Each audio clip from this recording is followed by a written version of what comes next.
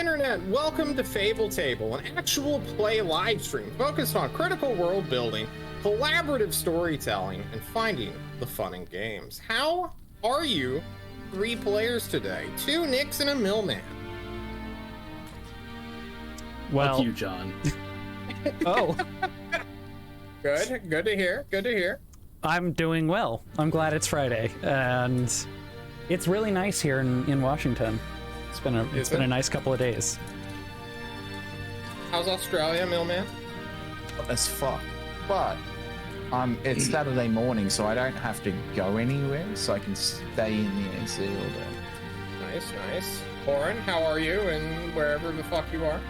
Fuck you, John. Also, I've been sleeping like 12 plus hours a day this week. I don't know, I've just been super fucking tired. Oh no. But mostly fuck you, John. That's fair. I also have been sleeping long hours, but I think it's because it's allergy season here in Texas.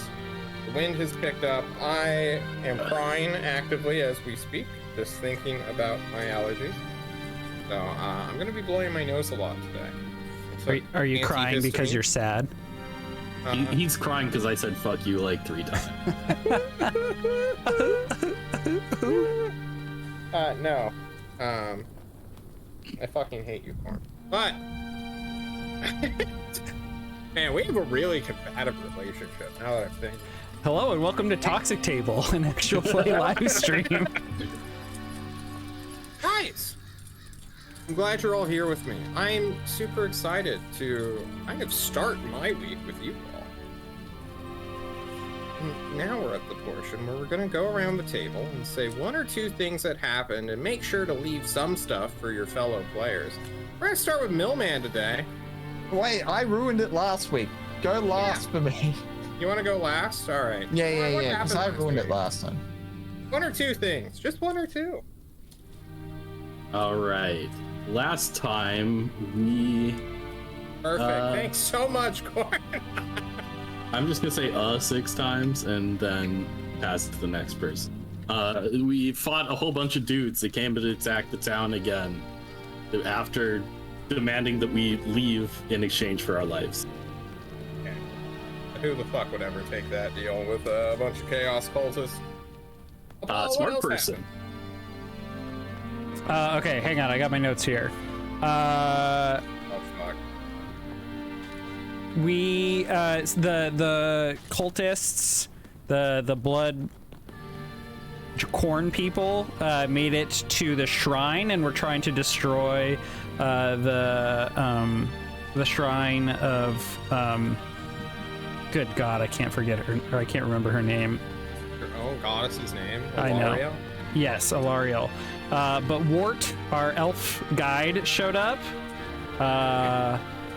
Kind of. And helped deal with it. And but it turned out they were not Wart. They were in fact the consort of Nagash, Nephrata, the first vampire. Maybe. That's an assumption. There's someone. Fuck off. Millman, it's time. Well, I've just covered everything. Oh, but what did you do specifically? Oh, I slaughtered 31 of 32 people. Had 1 KS and 1 assist. And then orchestrated the guards to hold the line. And then we watched the imposter turn into a man on a black horse, a black man on a black horse, and then just jump off into the moonlight. I remember that part. The imposter. After taking something from the vault. Among Us. Yeah. Oh, and then I turned to our dwarf and our tree person and said, see, you could have just made a sharp thing and opened the vault like a day ago. Well, before we jump into character, John has promised us vignettes every single opening. And I'm gonna hold on to it because I like talking, and why not do this in this session as well. Excuse me. Oh, wow. As I wait for my soft music to kick in, our story resumes. as a steed of shadow flies off into the darkened, hazy sky. There is a moment of realization that the party shares. Realizing the battle was but a distraction, the mystery of what the goals of this sorcerer that now flees from the city of Kavul is what presses on your minds to descend into the keep and to find the vault. These supplies that you were tasked with have been left untouched, luckily. The door, the vault, as you all have called it, this great big brass circle made of intricate metal, has been opened, as Millman stated. The hilt of a bronze dagger, still drenched with blood, is beginning to drip down its side, form a small pool, as the door has been cracked open. As the Stormcast Eternal and the Fire Slayer begin to banter with one another, blaming each other, our vision changes as we focus not on the interior, but of the forest homes of Gyron, of the Gnarl Root. Alara, you are outside the Silvered City that comes under plague besiegement every so often. Every couple of weeks to days to whenever the pestilent god sends his servants to distract and harm the forests around your protected city. You are currently behind a tall wall of interwoven briar that is connected and supported by large elm, cedar, and willow trees. Mist clings around the tops of these trees, blocking sight from the buzzing flies of the enemy above you all. Shade weavers, branch witches, and other sorts of wraiths that serve Alariel rest here in these pockets of protected groves. In these gloom havens, if you will, Apollo. And you stand in a special part of one of these groves. There is a pool of salt water that goes deep into the ground, where the only creature from the ocean itself of Gyron has managed to stay alive so far inland within the continent you are on. This was left here as a juvenile from an Ideneth ally, a deep mare, as they are called. They are an eel-like creature that has spiraling horns, a jaw of fang teeth, 2 clawed forelimbs, and a tail of multiple lashing tendrils that help propel them silently through the water, barely disturbing it, allowing them to sneak up on their prey. But why are you the one guarding it? Why were you decided to be its keeper and tender until it could be returned back to the ocean? You volunteer for this task to become a kelp mistress? Or were you unlucky enough to be chosen to guard the boundary between forest and sea? I think when I was a sproutling, I think I showed an affinity for tending to plants that grew near the ocean and particularly in the ocean. So I think it was something that both was chosen for me, but that I also chose. It was something that as I was growing, I imagine Sylvaneth, like, the maturation period is very, very short for us. Youth so to speak, is very short. You are born with an adult's body, able to fight okay. immediately. Yeah. Okay. It's not a... Okay, so You then... don't really get a childhood Gotcha. as a fleshy mammal does. Sure. Yeah, then I guess just kind of like in my cohort, I don't know what else to call it, but like in the group of us that were born around the same time, as we were kind of like shown the different domains and area of our grove, I think I just kind of showed a natural affinity for it, and I enjoyed it. I enjoyed feeling special, being unique at being like a kelp mistress, and hearing that there is this one creature that relies on that for sustenance and for life. I felt a duty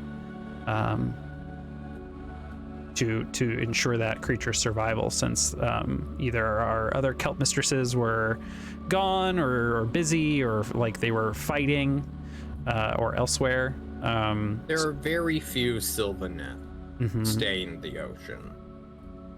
Most caustic waters are not just deadly for all the animals and entities that lurk within the depths. Yeah. But also salt water destroys your body. Right. Especially over time. Deteriorating your barky flesh, making you soft until you just sort of begin to wither away.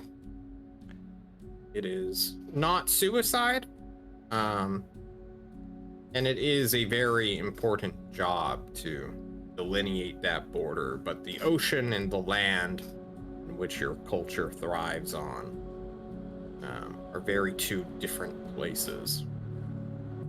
Yes, but I think that like just because there is still a the two biomes still have a huge relationship with one another, and our worlds between the two still need tending to. We can't ignore that. Not. Any place that the song cannot reach a Valarial, there needs to be eyes. Yes. Otherwise, Nurgle will get what he wants somewhere. Yeah. And even though that environment may be toxic, in a natural sense, it is very different from the blight, the unnatural toxicity and destructive power of Nurgle's forces and powers.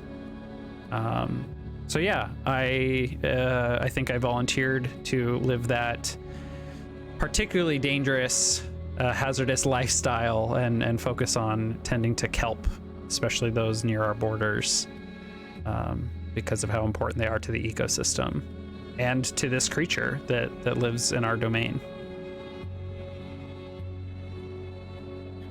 As you stare into the waters that are quite dark, your shadow sorcerers, or shade weavers as you call them, ensure that this creature is never out in broad daylight. The mist helps a lot, but it's still very much illuminated in the grove you are in. And this entity, this deep mare, requires essentially total darkness to thrive, as it waits to eventually be transported back home. That is your current task.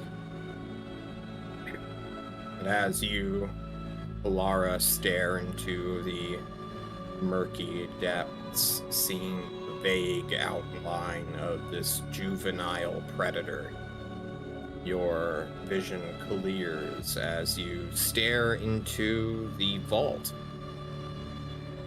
A marble, glimmering, shining, somehow self-illuminating room where there is a singular podium that is marble, platinum, gold, just art. Once there was a glass case that encompassed something that sat on this podium. Now that glass case is shattered. Its frame has been knocked over. Remains, the fragments are littered around the floor. And all that is left is a small, hand-holdable stand that has been toppled and left. And you three look at one another as you step into or peer into this chamber.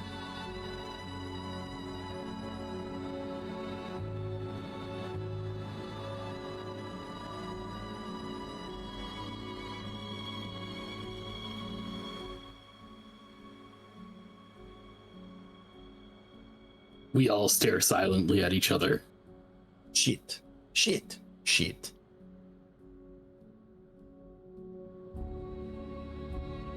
That creature that flew off was being held here? This case made of glass. How did they ever expect this to be a jail, prison?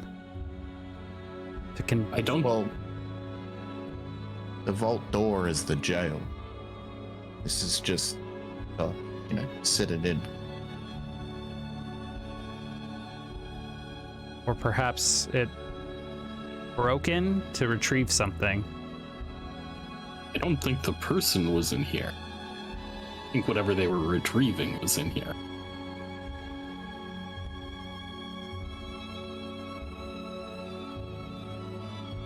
Well, I can't fly, so it's not a matter of facing them down. What if you jump really hard? Yeah, you're still only gonna get, I don't know, a couple meters. I know I'm big. I don't have that muscle mass. I heard once that a Stormcast Eternal jumped 100 meters. Great story. Sadly, I am not that Storm Eternal. It was a long jump, not 100 meters high. Same. I mean, I can jump from a cliff edge outwards and still make that distance. Technically. I see. Well, what do we do now? Should we inquire with the guards about what was in here? Does it matter? I don't think anyone knows. Yeah, they don't know what was in here. Otherwise, they would have told us. I'm gonna go patch, and I look down at the, scrapes and big gashes out of the armor and stuff. This.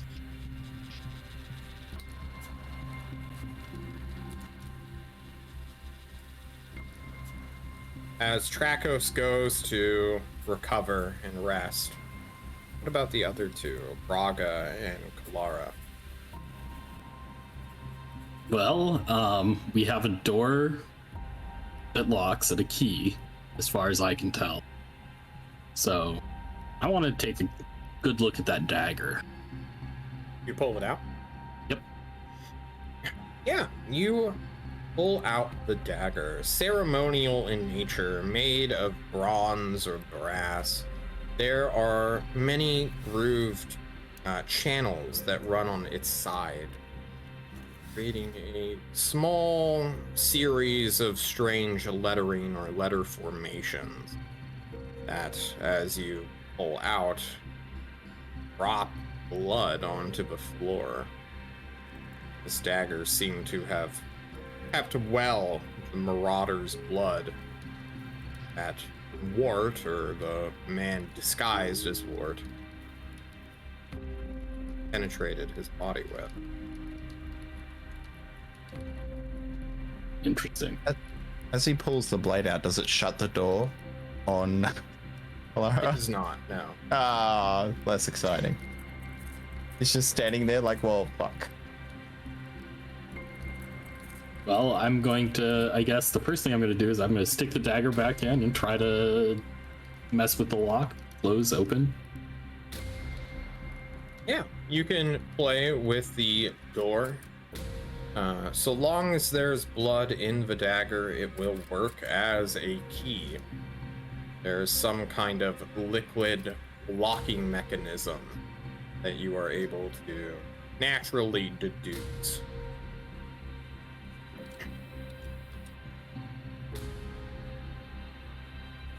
Maybe. So, yeah, eventually I would run the experiment of removing the blood from it and seeing that it doesn't.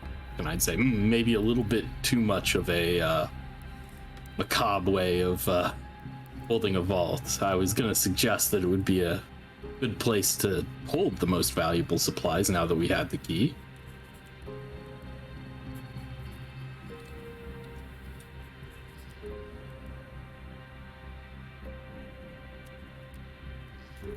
I think so. Unless, so okay, hang on. So in this room, we do not see, like, it is just a vault. There is nothing else. There's no, like... It's just the goods. There's All just the goods were The stacked room outside the vault. is a marble and golden chamber that is roughly I want to say 6-foot cube in totality. Okay.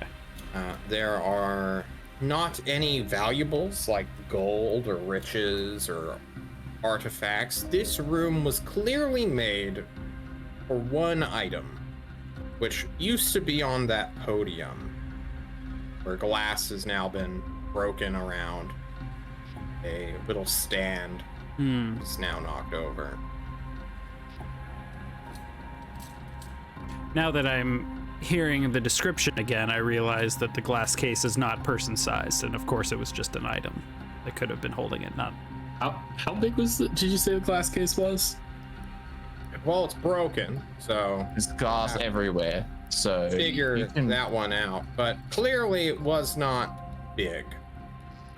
I was expecting him to be like, get your glue out and start putting this jigsaw puzzle back together, and then you know what the glass box looks like. It could fit easily within a square foot.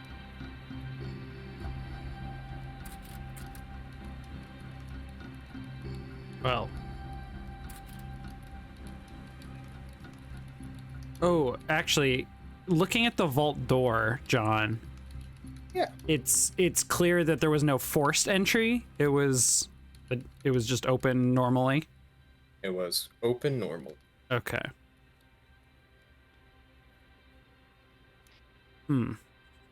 Oh, and you said that the key is now in the keyhole? Well, it was until Braga started fucking with it. Right, okay. I see. Fuck the fingerprints, bro. Can't investigate that angle anymore. Let's do a DNA swab. Put some CSI police tape tracker. up around here.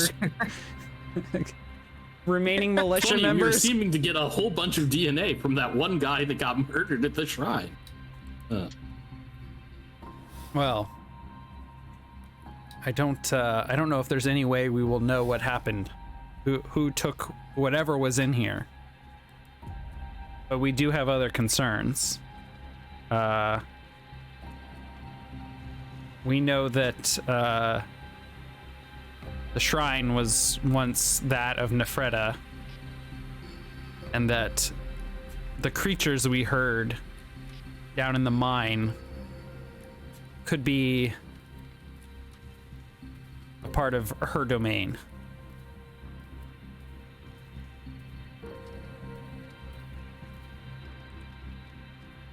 I'm not sure if the vault is worth our attention anymore. There may still yet be threats down there.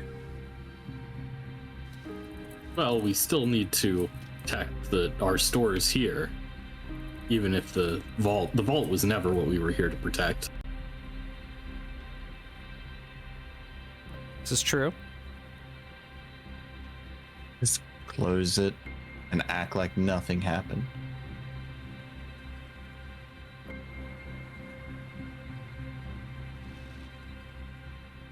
They don't have the ability to open the vault. They'll never know. Yeah, I mean, what do you think? Help mistress? We close this door off, knowing that it may require some kind of sacrifice to open again.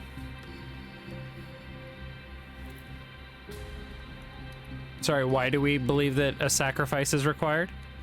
Well, Need at least a to blood. turn the key. Yep. Oh. It's a vampire lock. Oh, shit. Yes, I think that while the vault could be beneficial on its own to the settlers here, I think that it is forces with which they should not mess with. Right. I guess I'll go ahead and close up the vault. You close up the vault, and as the door slams shut, you may all take a rest. The people outside will go about cleaning the bodies, recovering from the battle. The militia have been raised. There's much work to be done.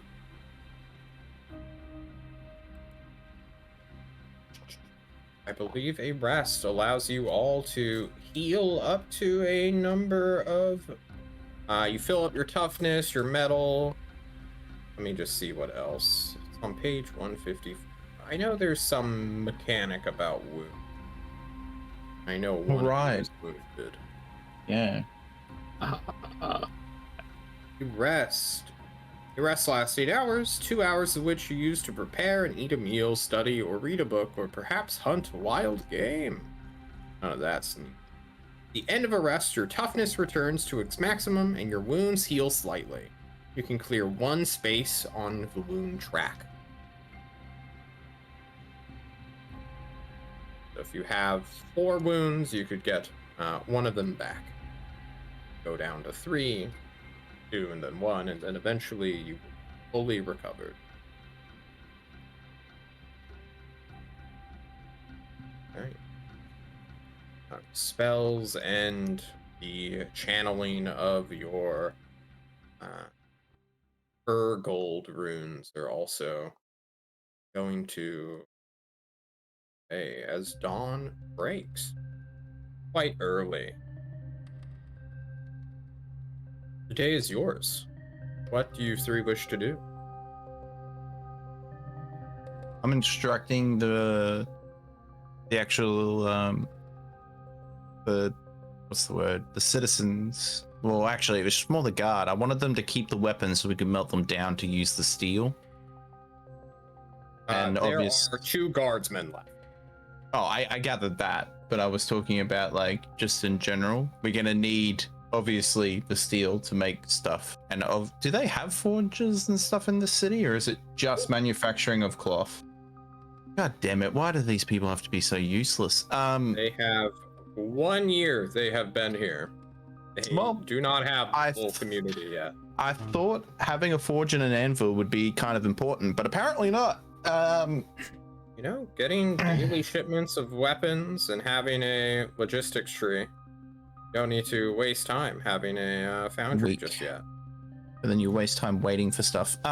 Okay, so I guess we scrap that plan. I guess we could just put all their swords and shit in the ground and use them as like pointy edges to run into. I don't know. What are we doing, boys? I think it might be best for the people if we help them coordinate a new defensive strategy. Stay inside the walls. Indeed. Perhaps we should camp out at the shrine to ensure its protection while the people protect their home. I'll probably stay by the gate. If I see anybody trying to close in on the shrine, I can make that distance, and then we sandwich them. Fair enough. As much as I love your company, but no. I need to do Tufa. Okay. You tell the guards, the militia, and the people to no longer bother with the exterior defenses. You all will guard the shrine while they guard the city, and of course, if something happens, you will help them. If push comes to shove. What else do you guys do this day? Do we want to go down the hole? I think we should, yeah. Alrighty. Both take one arm. I'm just going to jump down. Fuck it. Let's find out if there's a fall damage mechanic in this bitch. You know, that's a great question. There he is. What's the fall damage rules here? I don't remember, but I remember where. I want a superhero landing with 2 people under each arm and then watch them break in half and I land You fine. just killed your party members. Let's roll some characters. Hey. Probably be under environmental. Great. Inside terrain.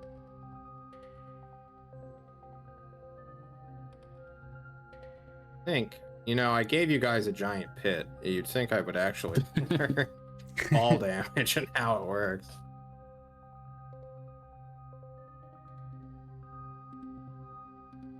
I guess we can lower ourselves down. Get a chain. Oh, the chain's going to be needed to get me back up there. Getting down's fine. We get down there, then we get raided the next night, and I'm stuck in the hole. Like, come down here and fight me. Falling is on page 140. On 140. How badly do I break my legs and then cut my team in half? I think we arms should of literally fear. survive the fall. On impact, a falling creature suffers 1 damage per 10 feet fallen and is knocked prone. How deep's the hole? I think it was described as 50 feet.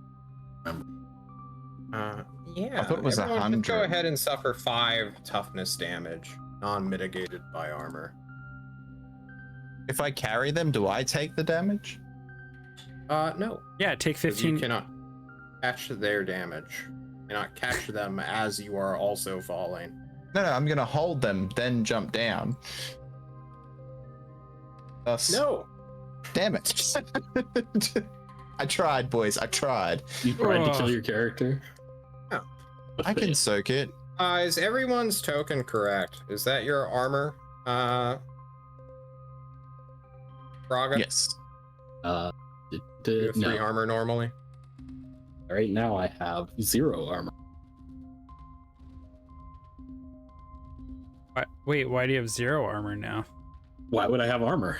Oh, I thought you were wearing He's armor. a bard.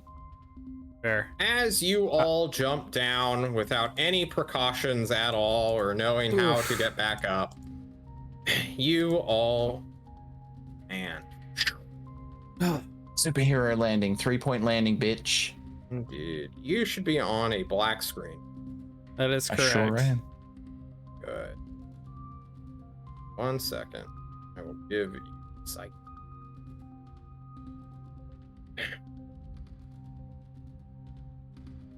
Oh, Millman I see now me. has sight.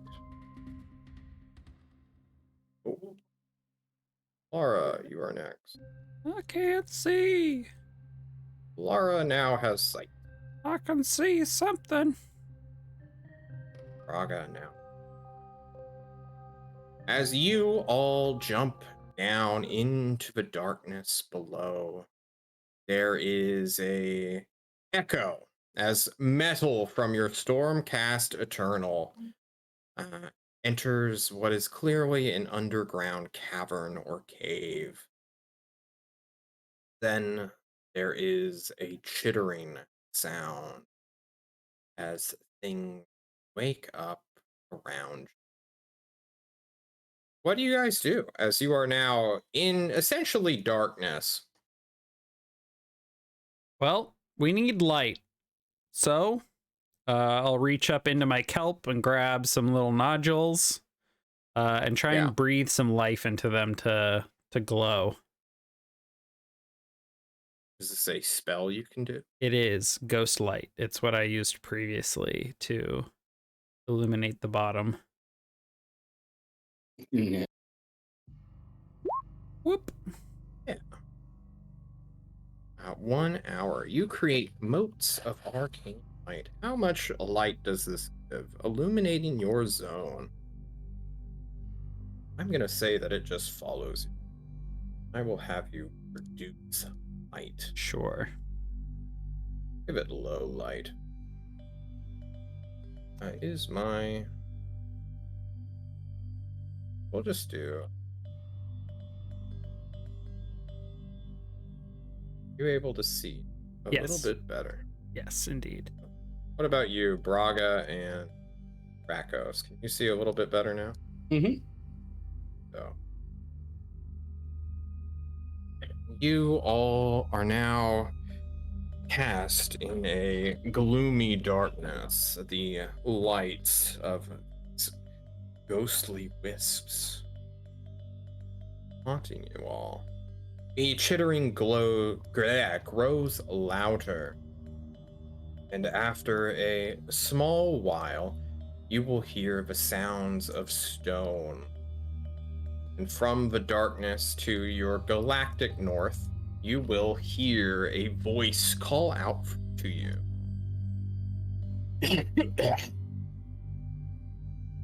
Allies of my master, why have you come?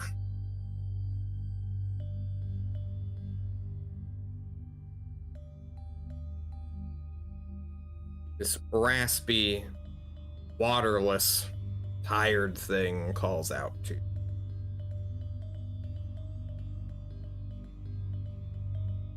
I look at the other two.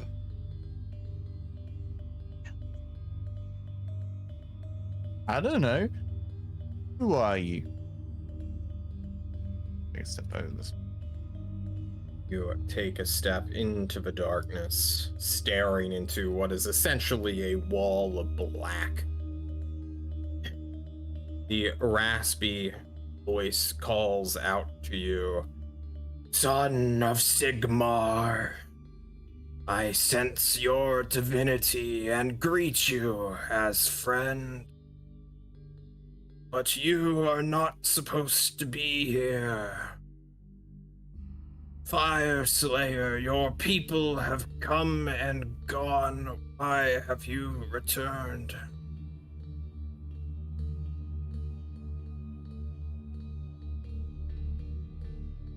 We wish to understand better the importance of this place. Why the area has been free from taint, and why it seems the forces of chaos desire it. Those who worship the dark gods do not enjoy the beauty that our queen and master have made. You should know this intrinsically, Fire Slayer. Your halls and holds are also under siege.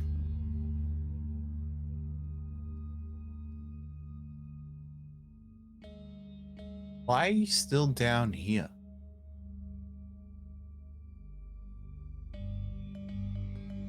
The chittering continues. Our allies have come to resettle the land, to build back the fortifications. We await for them to either leave or to finish their work.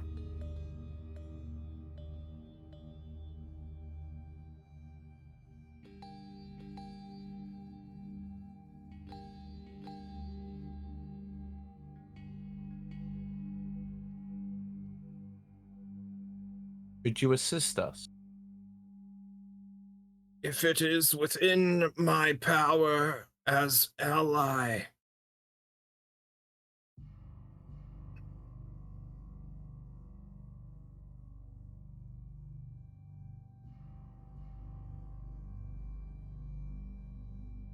No one else got anything? Like, I'm Is there a happy. way back out of this hole?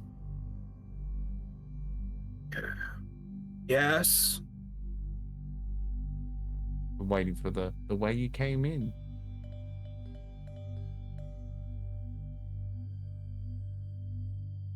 Are we done speaking?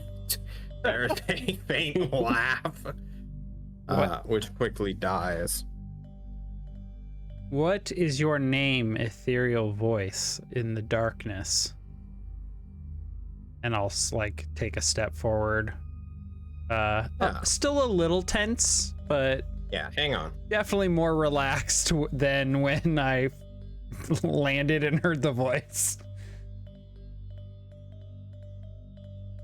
That would be fucking one rude awakening. You're laying in a hole in the ground, and you hear 3 thunks, and then it's just 3 people in the dark. I am Baron Ribic, servant of my master and mistress Neferetta and Nagash.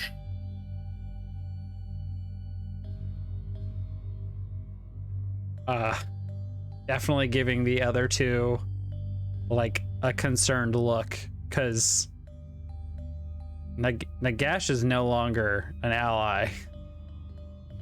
He Oh. don't know that. Clearly. Right. He's been in a hole for a while.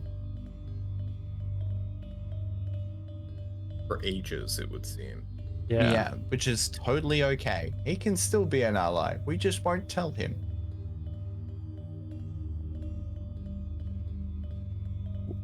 We, if you are willing to show us the way out or show us anything of value in these caves, we would welcome your assistance. There are no more treasures here. Your herald came earlier asking for our last one. How long ago?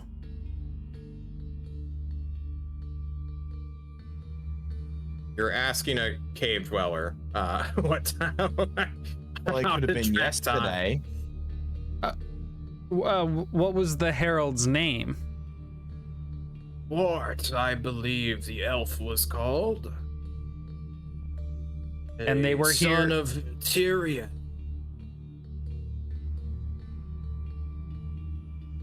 And they were here recently. Yes, very. And they came It for is rare for our allies to descend. and you led them to a treasure? Was it? He requested to be let into the vault of Neferetta. I saw no reason to refuse, but warned him that what he may seek would court his death. So you gave him this dagger? I pulled out the dagger. Yes. You are his friend, are you not? Someone killed him for the dagger. He was a... No, I think the person who came and saw you was a trickster and a liar. Someone who could conceal their identity. Appear to be someone else. I know between truth and lies.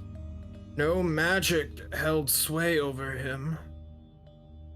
Did not hide behind illusion. Hold it. The big Iron Man just turns towards, just points out, I told you. Why? We are confused because the man you speak of was was not an ally of ours. Well, Wart was an But ally of ours. but that person was not Wart. What was in the vault? A gift from my master to my queen.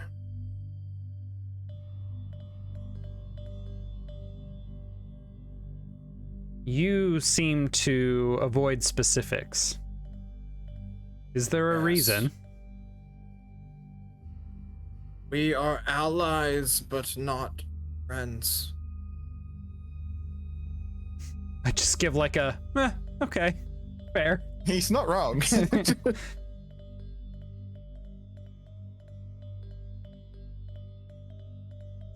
Very well. Can you come where I can see you? You will not like my appearance. Oh, trust me. I don't like half the things I see. It's the least of my problems. Let me rephrase. You will not like my appearance. It's fine. You are a simple man. The Why make things chittering complicated? geeks out for a moment as if a funny joke occurred, but the laughter, if it is laughter at your expense, is quite disturbing. I kind of have an idea of what he is. Can you show us the... I guess we're wasting time down here if there's nothing else to be gained other than you. You sure Wait you don't a want to come out? moment. The sound of rocks and the shuffling of stone is combined with a chittering conversation. And eventually, after a long 2 or 3 minutes go by of essentially silence, a rope will be thrown from above. It will coil all the way down and essentially slap your branch witch in the head. I had the visual image of her standing there and just... Just bonk. She's like, fuck! There's just like a, huh? Yeah. I think amid the silence, I'll very, very softly whisper to my companions. If he serves Nephreta and by extension Nagash, are we not duty bound to slaughter this creature? I don't think could if we wanted to. Why? Is that cowardice I hear from a Stormcast Right? Eternal? Yeah, I'm just like, I mean, I'm not ready to re-roll, so I'm good. Climb the rope.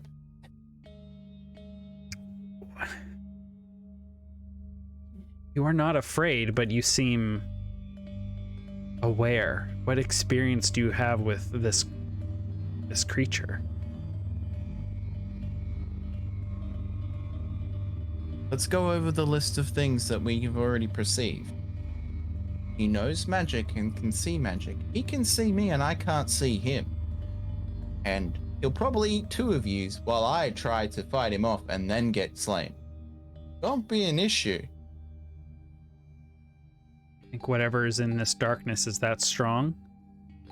We have the power of Sigmar at our fingertips. I think you're overconfident.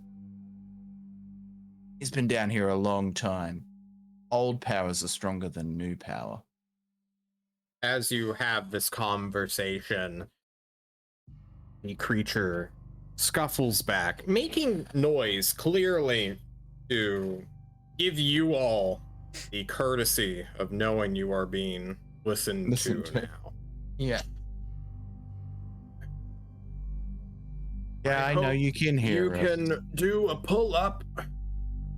The last Duarden who came here did not have strength of arm and had a panic attack when he saw us.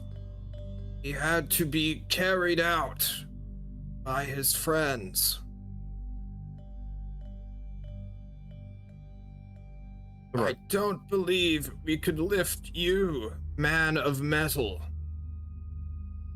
Oh, I can climb myself out. That's fine. And be off with you. Baron. So long as you respect our borders, we shall keep to the old alliance. Enjoy your rest in this hole. Do you want anything? Do not ask of us what you cannot give. I look down, I'm like, that's fair. That's fair. You like the blood of chaos? No. Yeah, you're not getting anything out of me then. Up the rope. Just turn. Let's go. There's like a moment of like, wait, did he just imply he's tainted by chaos? As you begin to climb up. I just like start putting them on the rope, and even if they're not wanting to climb, I'm like, up the rope, let's go. Shit. All right. Begrudgingly, I will climb. About you, Braga. This is from admittance, not just an enemy of your current party, but an ally of your enemy and servant of the greatest threat your entire hold has ever known. Like, Yeah, I mean, obviously, he has some unique position, right? He's either unaware of current happenings, which strikes me as quite surprising given the massive nature of the necroquake, or he has his own, he's not as well aligned with those things as he seems to be implying, right? It definitely seems like a situation that's more complicated than just he and Nagash forever, right? You know? yeah. So I'm thinking Lava River all over again from last session. Yeah, and Yeah. I think as soon as you reach the top, I'm like, so how long will it take us to dig that lava trench? After everybody was like, that seems unrealistic, I'm like, we got time. Well, now I'll that we get know a what's shovel. down there, Shovel Steve, where are you? You all ascend. Well, we should talk about the information we received. well, I we have didn't. a lot of time while digging a trench, okay? Here's a shovel. So, anyway, we can be shoveling or whatever during this time where I'm talking about. I don't care. So, the timeline that's being proposed to us is that the actual elf, what was his name? Wart. Wart, went down here, got the dagger. Then at some point, he was replaced after he got the dagger and murdered. And then whoever replaced him entered the vault, right? Because he's saying he can see through the illusions that we would think would make the false appearance occur, right? That's what it seems. He is undead, so they're pretty much all magical, so I'm assuming yes. He definitely could see through if that was the doppelganger. What you say makes sense, Braga, but why would the real Wart, who's visited this place, he said dozens of times? Why would he suddenly decide to come down here? He had his own mission.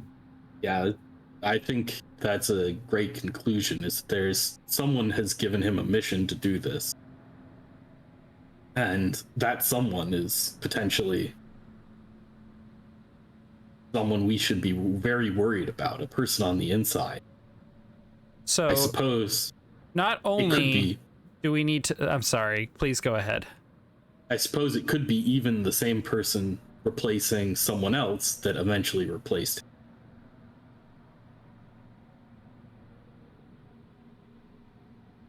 Kalara like tilts her head and is like trying to visualize all of what you just said. So not only do we need to worry about whoever hired Wart and whoever replaced Wart and the person at the bottom of the pit,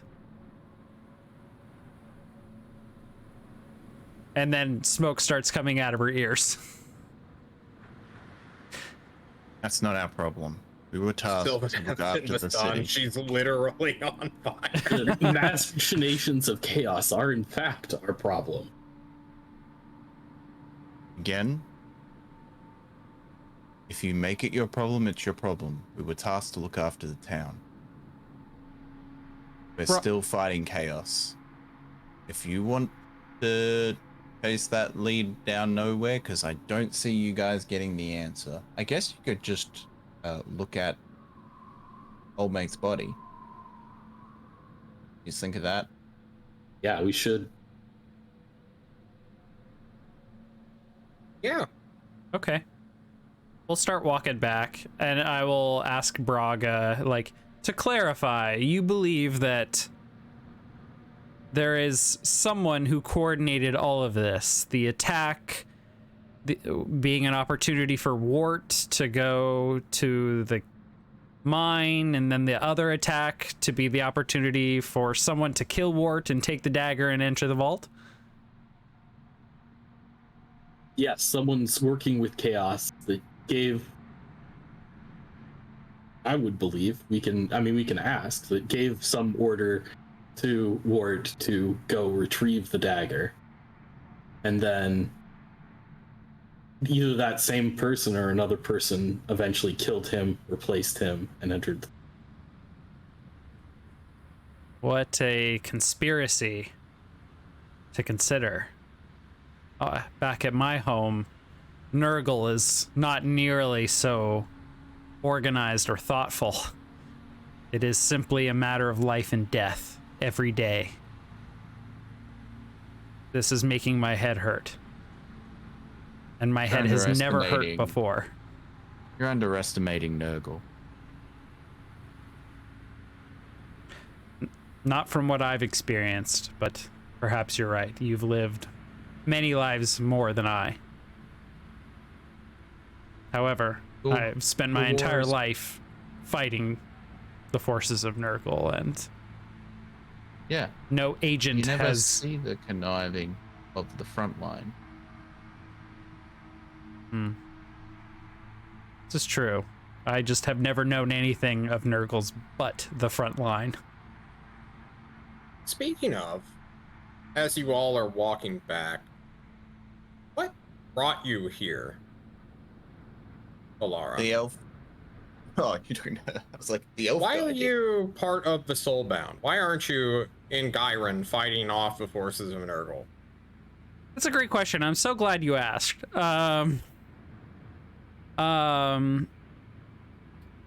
I think that hang on, I'm pulling up my like background info here. I have a mentor back in the Gnarlroot Glade. His name is hang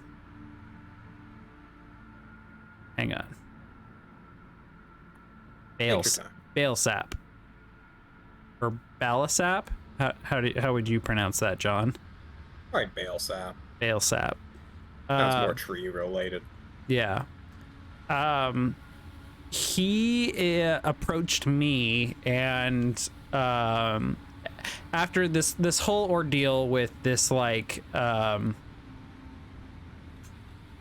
totem this artifact of my people was stolen, called the Ever Ember. And he recently approached me and offered me the opportunity to become soulbound and pursue its retrieval. At first, I think I was very reluctant as like the only kelp mistress of our grove, or of our glade rather. And I think after a couple days of thinking about it and reflecting on the stories I've heard of the Soulbound and talking with Balesap about the benefits that coming to this world and like quite literally extending an olive branch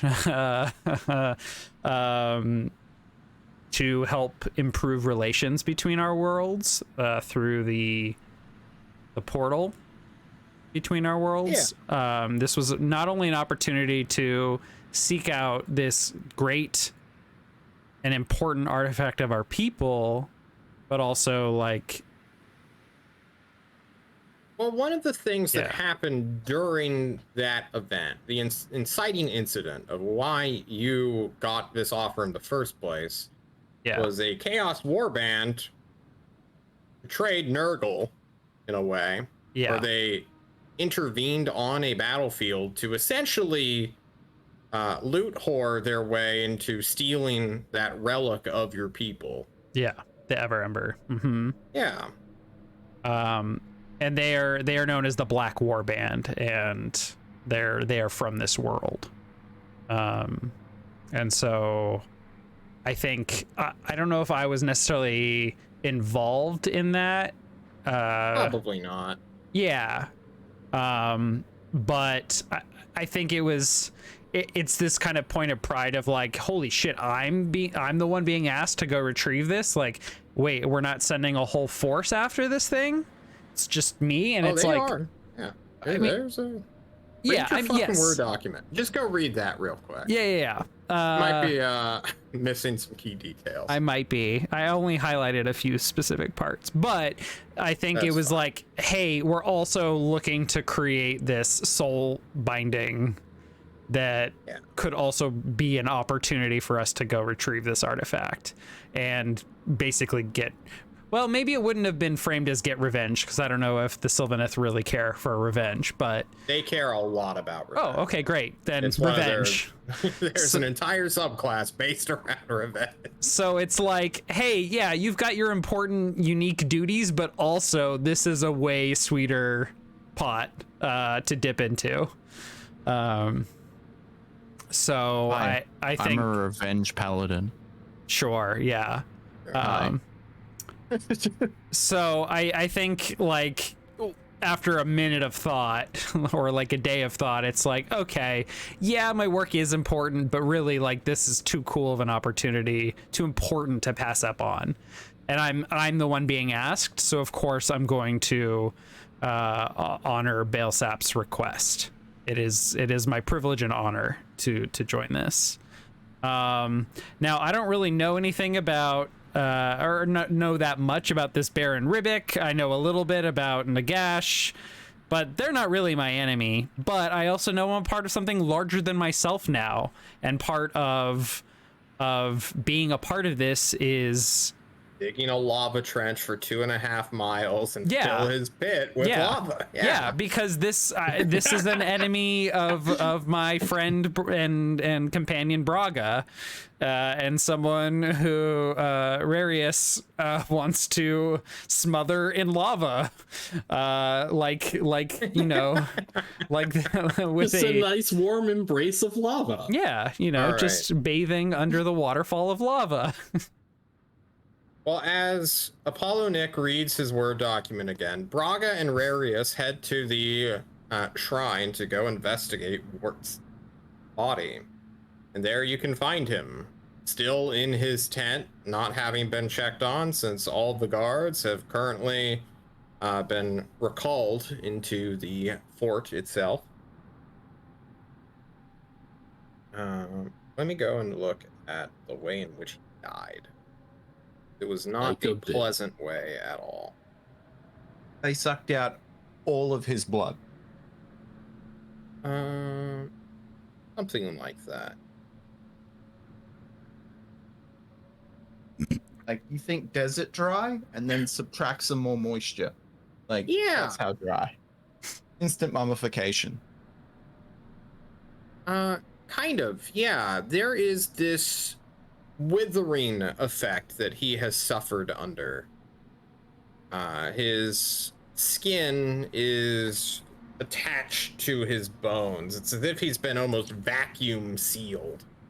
It is not a pretty sight looking at this dead elf, or a elf, as the Age of Sigmar call him. This apparent son of Tyrion.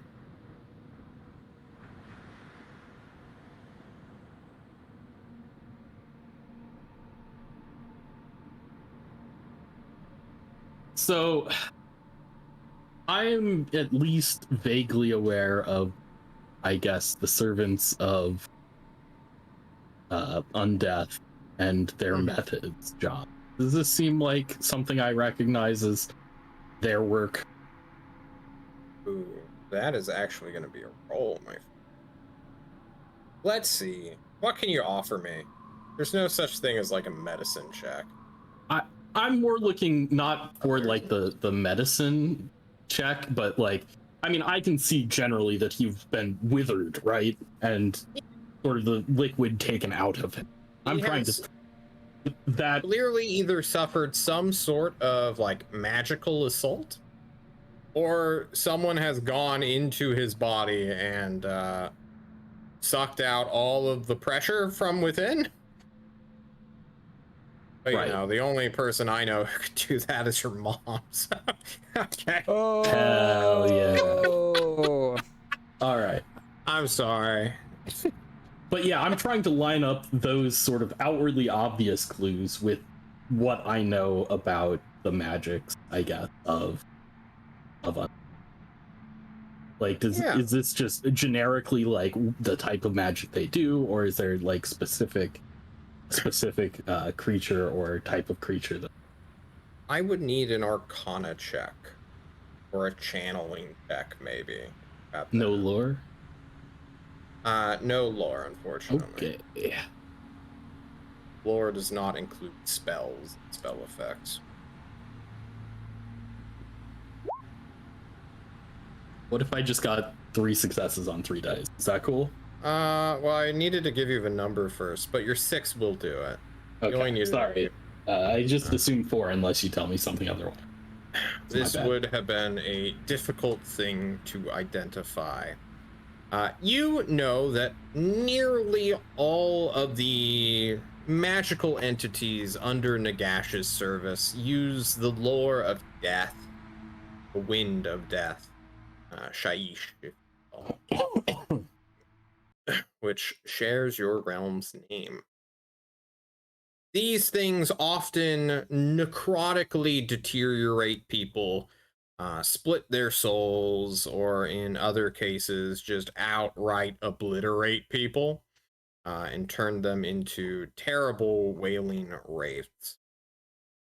What you see before you is something equally sinister, but clearly not as destructive as the winds of death. Instead, you are looking at a spell of shadow. This man was... I think it is actually just a spell known as the Withering? Question mark? 551 we were talking about. Potentially. Got killed by a bitch spell. So much for a strong epic elf. He was a guide. He was by no means epic. He was an epic guy. This is not an epic, is it not? This was not the Withering. That was a different thing. This may have been mystifying miasma.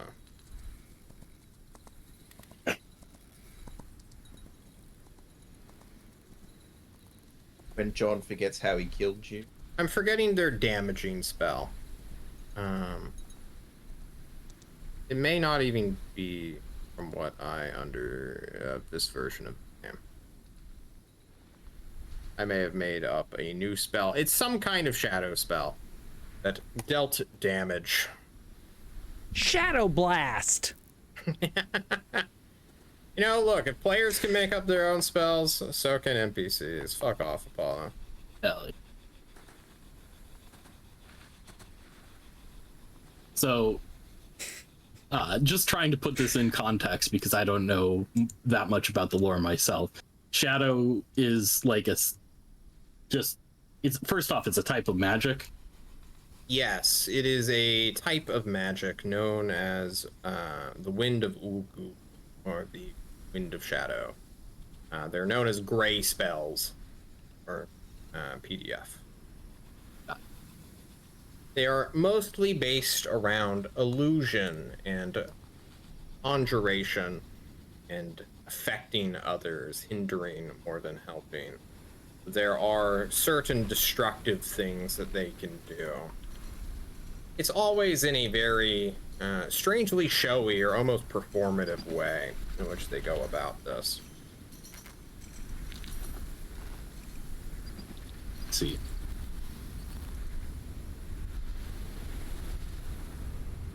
So I guess I'll share that with the party members. It's I guess no surprise, but I think this is the work of I guess an illusionist most of all, one of who casts gray spells. Either these have the ability to detect an imposter.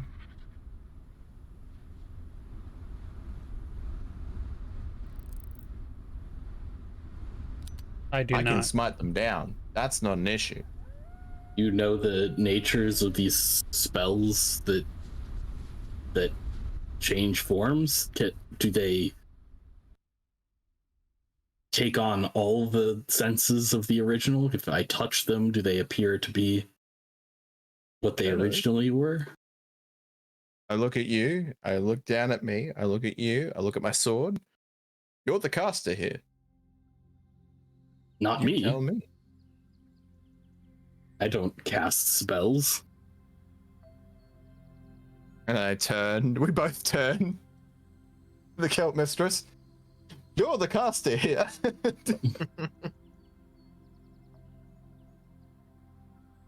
If I remember correctly, John, we looked at a section that said like everyone learns to be able to like recognize the signs of magic, but you need a specific talent to be able to like always be able to always see magic. Yeah. Is this something I'll be able to like? Well, this man was clearly not killed by physical means. Right. Does he have any cool stuff? No, just shitty desert traveler stuff. Like He the have a tent's bow not or even a his. sword? He didn't set this tent up. This tent's always been. Yeah. Does he have a sword or is he a bow user? He doesn't use a weapon. Holy Wow, shit! he's a real bitch scout. All right. He's a guide, yeah. He does not fuck around. I guess we'll take his. I'll take his body up if he doesn't fall apart straight away, and I'll set him free. Burn his body. Bury him. Just leave him here as a rotten corpse in a tent. Like that's not very nice. Yeah, the powers of undeath may come through again, and we certainly don't want the dead rising. That's very true. Yeah, not until we're done with this river. This river of lava. Yeah. As you take on, pick up this guy, this creature that to you all was quite nice and, well, not nice as in the I'm your friend kind of way, but he was a professional guide, right? He was so good at his job, he did not need a weapon, and on your way here, you did not fight a single time. There were no battles you had to fight, and as elves, regardless of which realm they are in, become masters of their trade and craft, there is a sense of loss as you burn him. The son of Tyrion, as he was known, or children of Teclis all cast magic instead. I feel like we were meant to bury relief. him as an elf, but you can have a part. Yes.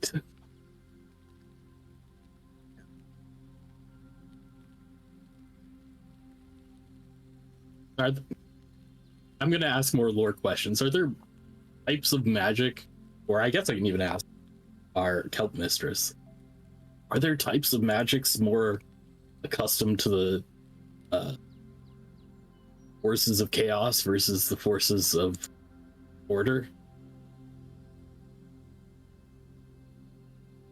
My kind, we don't rely much on your kinds of invocations.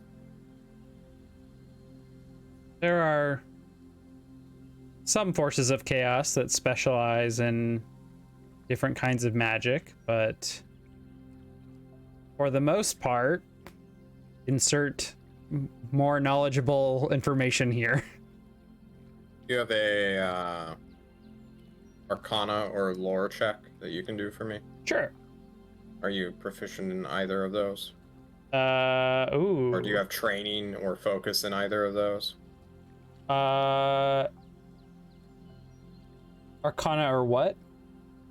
Lore, I guess. Nope. Right, roll me Arcana. You want as many 6s as you can get. I have 2 dice. Okay. Look, my experience The is... fundamentals is that chaos sorcerers come in all shapes and sizes, but they stick to the things that their masters mostly use. So the demons, like all of the chaos gods, have their own lore except for Coron. And then on top of that, they can also do any number of the winds. They normally stay away from light and life, though. Right. They don't really care for that since... Yeah. They have their own dark versions of the healing and stuff. So, Yeah. Coron has no lore, so it's unlikely to be that this person was a servant of the blood god, right? So That's corn. yes, that is. I was using 2 words for the same thing. And heavens. I suppose. So are 2 forces of chaos was working together on this? You'll find they're not working together.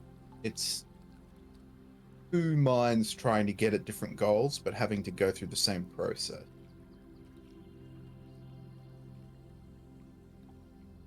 Chaos doesn't like to work together.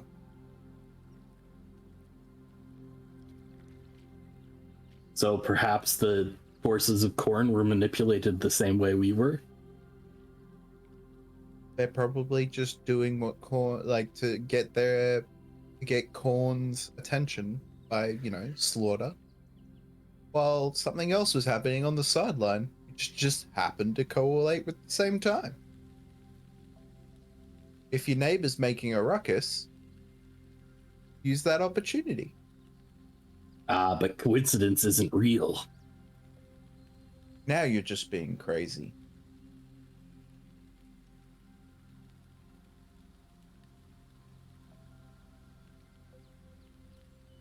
Hey, John, how Hi. long were they meant to be away from town? I can't remember the time frame you were... I don't know what they mean. The head of the city and all her guards. Oh, roughly 2 weeks. Oh, fucking 2 weeks? There's not going to be any guards left at this rate. Fuck. I just turned to the people and said, you better start breeding because you motherfuckers need to populate fast. As you all standing around the oasis look at Trakos, who just talks to an invisible person, you wonder for a moment if Stormcast Eternals can develop schizophrenia. Yes. Yes, they can. And PTSD.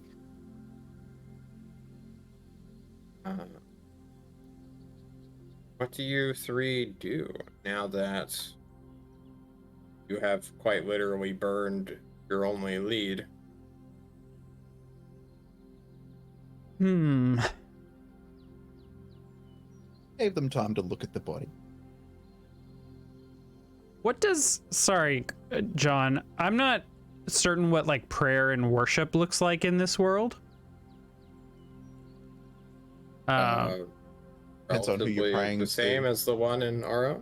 Okay, so like if I were to pray to Alariel or my, like the leader of my grove would pray to Alariel, we would just be like talking to the... Yeah, muttering to yourself. Yep. Alariel is... So all the gods are alive. Right. They do not exist in a transcendental plane. Okay, they're like physical beings. To get The closest thing to heaven is Gyron for you, and Alariel can be found and heard there. Okay. Her song is the one that all Sylvaneth sing. Okay. Much like how Sigmar holds court in Sigmar Bolum, or whatever the fuck his city's name is. So, what is my character's understanding of the purpose of a shrine of Alariel in this world? It is to act as a power station, essentially. Okay. Her stone that has been set up is like a transistor, which is now just radiating her magic specifically. Oh, okay. It's like a life magic battery. Gotcha. It's just powered by ethereal winds rather than by a person itself. So you know how you can cast Life Bloom and your grub can do a Life Bloom effect? Yeah. It's essentially doing that over a wide area right now. Oh, okay. So this area we've been suspicious of this entire time is in fact the genuine deal. Yeah. Okay, great. Then I think I will head to the shrine and spend some time like reflecting on my suspicion and distrust of this place, and reflecting on my inability to see a miracle of my goddess when it's standing right in front of me, and kind of like work through that for myself. Okay. You will also undoubtedly act as a guardian and sentry. Yeah. It. What about Braga and Trakos? What are you doing as you wait for the next thing to happen?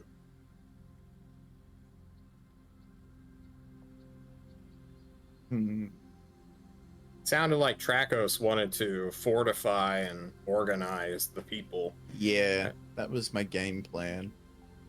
Problem is, we don't have builders, or we don't have the things we need to do the crafting. You don't. This is not a kingdom that is self-sufficient. It is a colony which is dependent on Hammerheld. Or Hammer. Sucks. I just actually, yeah, I'll turn to Coron's character and be like, "You're a dwarf. Can you?" Warden, this isn't that kind of world. But like, can you craft? I mean, yes, but mostly pieces for art. I'll hold up my my icon of Grimnir, which is sort of a face of Grimnir on a long pole. I made this myself. Now, can you scale that up to make pointy things? I just need things that I can wedge in the ground. You know what I mean? Like, I want an art piece that could kill a man. You know what I mean? And like, I'm trying to fortify here. We have lots of material to work with, and I just like point at this big pile of weapons that I told the civilians to leave and don't touch. It's like, we have material. We need to fortify this, and it's just like this big fucking gate. I mean, are the weapons not already sharp? So this is the thing. Corruption goes with the weapons, so the civilians can't touch them, okay? We touch them, we have to burn them, okay? We're not going to go down that route. But we could use the material that is the metal to make something that makes it harder for them to destroy this.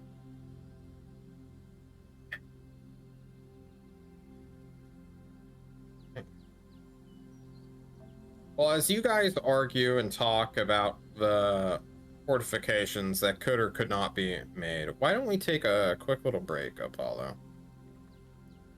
Sounds good. We will be right back. We'll be right back, everyone.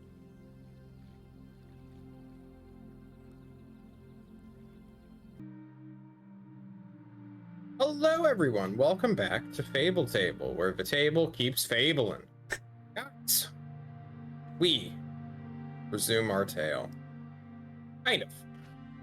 Why don't you all set your health back to full, your boons back to full, because no Chaos forces are going to attack after this. Well, there'll be some, just like rogue marauder bands, but after watching Trakos 1v40, essentially, I'm not too worried about like the 10 to 20 guys who try to roll up at the after party, as it were.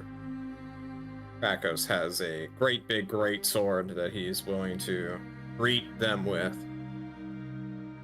Sorry, we're late, guys. Yeah. And eventually, after around 2.5 weeks, you will see the signs of a caravan. Question, Or did we really finish hard. our lava trench before the You 2 did weeks not. were up? That God damn. is a... you would need at least 10 Juarden within 2 weeks to do that. But unfortunately, you only have the one. So we're a Digging 10th of the way there. Yeah, a trench of lava is not the easiest process in the Sorry, world. I took the wrong miracle. Damn it. It's true. If you took that, that would have been way easier. Eventually, a army will come forth from the southwestern side, going through a narrow valley, and head up to the 8th gate, where you will meet them.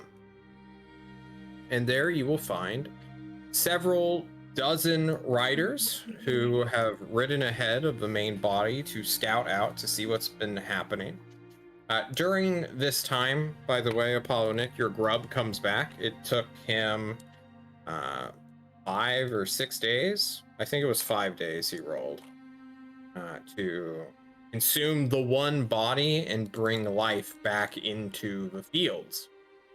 And surprisingly, with just that one body, the crop that was burned down has essentially regrown. Nice. And although no one's out harvesting yet, since you have everyone on lockdown with the lower manpower of just the guards and the militia, your good friend, Can I well, not good friend, but employer arrives. Yeah, what's up? pitch that my bitter grub ate far more than one person? You could have kept some people from getting burned. For sure. Yeah, I think the grub would have eaten like 6 people. Well, let's settle for 4. Hungry caterpillar. one per day, 5. Well, after it eats one, it goes down for 1d6 days is the problem, right? It's still gotta eat, John. It's gotta eat. Even It'll when eat I some go down for people. 1d6 days, I still gotta eat. Rena Shershot Sayer, the captain and investor of this entire reclamation effort, arrives ahead on her demigriff charger, clad in plate, wearing proudly the colors of her free company. She will lower her halberd as she sees you all. Her bodyguard on horses that have been exceptionally trained so as to not be terrified of the demigriff beside them, which preys upon horses, other sorts of flesh. Calls out to you all. Soulbound! You still stand, and our fields are replenished. Yes, and there are fewer mouths to feed, unfortunately. You'll need some As- new guards. That they have in spares now. As you all, we can sort of hand wave them coming on back in. You can give a retelling of what happened.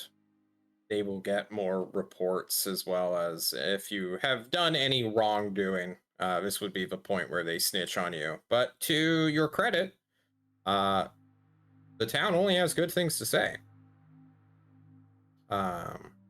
Some people watched essentially from this ridge over here when the battle began, and kind of watched Trakos and the team throw down with an army-sized like warband.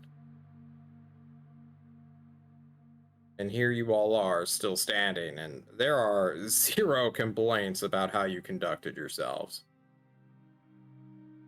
The captain is overjoyed by this because the shrine still stands, it still works. The fields, although burned down, have been given new life, just beyond the simple stone. And the supplies desperately needed for the town to continue to thrive are safe. This was a victory in her mind. What do you tell her about the vault, if anything? So I think You guys can initially, decide that. I think initially we wouldn't tell her anything about the vault. Okay. Yeah. I think we should, as a group, talk about how we want to approach this conversation. Maybe a flashback of a few days of, well, okay, they're gonna be back soon. Yeah, we can do that. We want. I am happy to tell them that I have divinated that it is cursed and they shouldn't meddle with it. You go.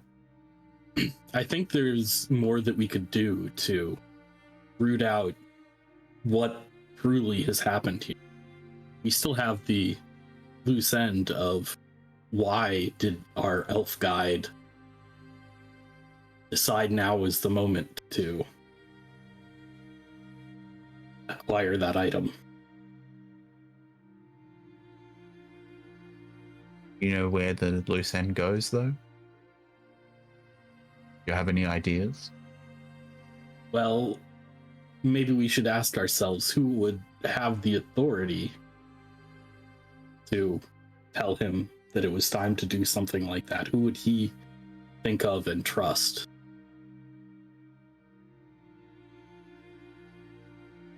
I only met that guy the same time you did. So Is he like specifically working for sort of the Sigmar Who was he faction? exactly? Yeah, who I is need he? names, not just our dead elf. Our dead elf friend. Wart. Wart. Wart, yes. Wart was an independent. He had no faction he signed with. There you go. Honestly, that in itself is an oddity, because there are elven communities and sub-communities within Hammerhell, or... Fuck, I'm forgetting the name. Let me go check my map real quick. Hammerhall, not Hammerhell. In Hammerhall, there are like covens of elves that work, and there's also Brightspear, which is a city on the far western side of the Great Parch that is essentially an elven community. Oh, that transition blinded me. All right. It's not your fault. Here's Hammer. It's fitting. So the only thing I can think of is the person who tasked us with coming here gave him his own task along the way. I think back to receiving this mission. You were tasked by the Stormfire Marshal to come here.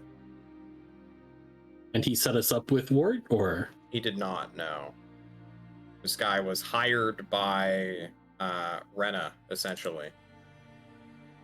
Gotcha. The investor, to come get her reinforcements who punch up despite their few numbers. Understood. Maybe So you Rena should is the ask one her. that paid.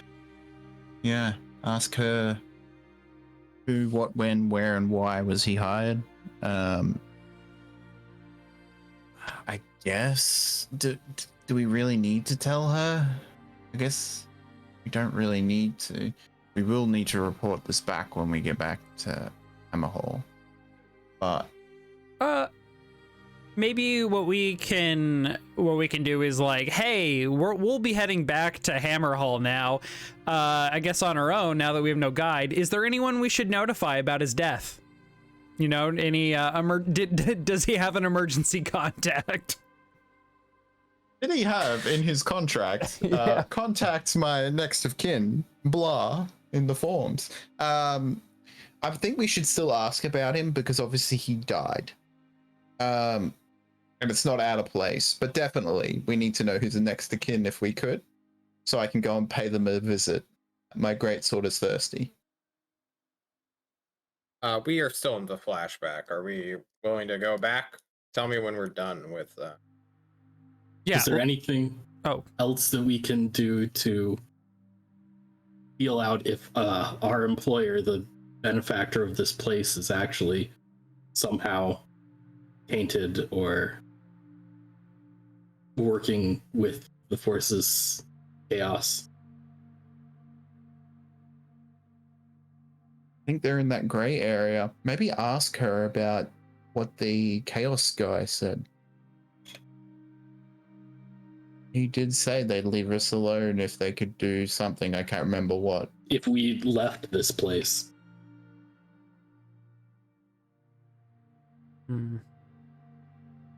So why is that? You know what I mean? Like, Sure. Sounds good. sadly, chaos is not a very good interrogation recipient.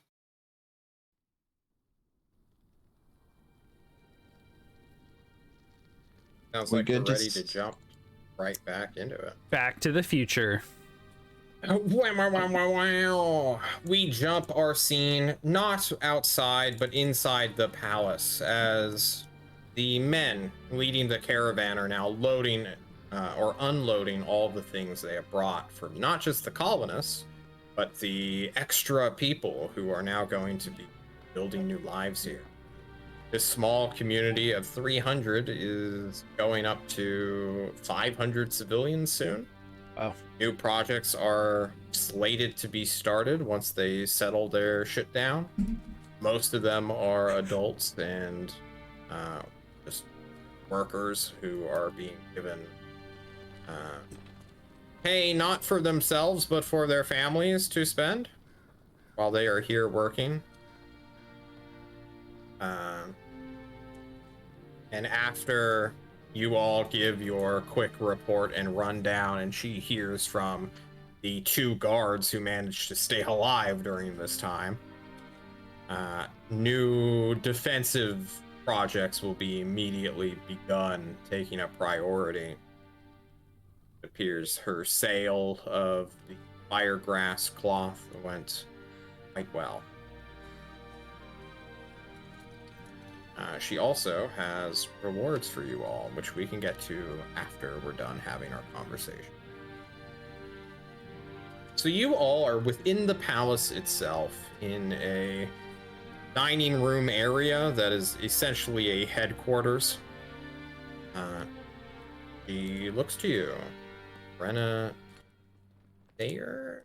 Oh my god, I'm forgetting her name. Brenna Shershot Sayer, yes.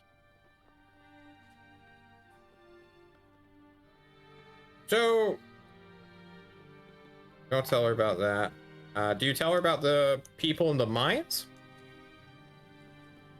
Yes, I'm going to ask about what do you know of the hole? The gaping hole. Pit? Yes. Not much. I Some of recommend- our scouts have reported chittering, but I believe I told you that prior to us departing. Yep. I was just asking if you knew any more. I would recommend doing a big trench from one of the volcanoes down towards that hole and filling it full of lava. Why? Because. Don't ask why. Just fill in the problem. No, I'm going to ask why and not just trust you blindly on that one. What's down there?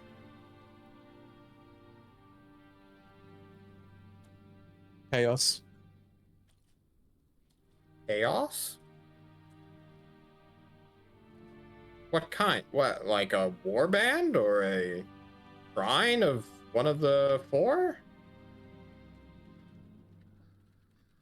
I need Undead. more than just chaos is down there, Stormcast. I didn't take notes. It's more powerful than us, than we could handle. You would do What wise is to it? listen. Can A voice in the darkness. voice in the darkness. You would do well to bury it. Drown She it. looks at her cadre of officers and guards and investors. Well, we did bring wood. I suppose we could seal it up. I It's a would- falling hazard. Drown it. Burn it. Seal it Yeah. with lava. All right, well, we don't have the means in which to dig such a trench. Unless you have a way of doing that. We're not miners here, fellas. We are growing food. Well, then, Stay the fuck away from it then. and perhaps learn to pray. Know how to pray. What? What is going on here? Why am I being treated like a child by strangers? You seem unwilling to learn how to dig. It's Or- not a matter of all right, you are now bordering offense. I will ask you to treat me as my rank and not as whatever you imagine me to be, free person. I am soulbound. And I Whatever am you trying are, to educate are you on your disrespecting situation.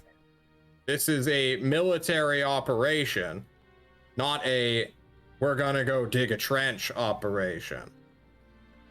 Quit being rude and speak to me plainly.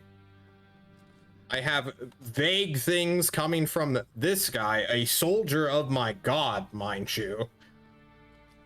She looks to the Duarden, who hasn't yet spoken. Can you shoot a straight shot with me? Truly, we don't know exactly what's down there, but it is powerful. It can see magic, and it most likely is aligned with undeath. You don't know what it is, but you know it can see magic and is aligned with undeath. It spoke to us. It was a voice in the darkness, that much was true. Okay.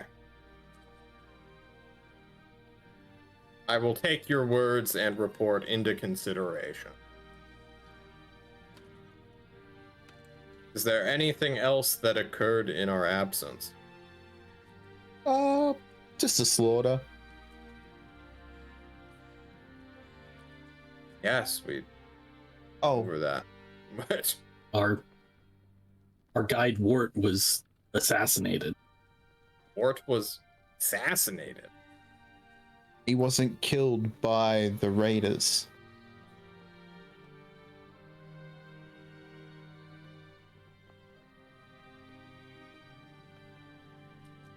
There is a look of confusion at that.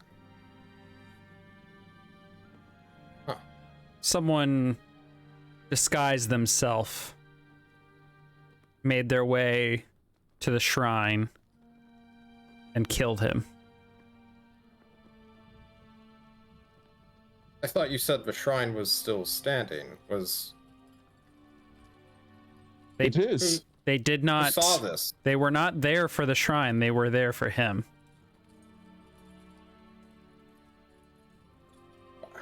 Why would anyone want to kill him?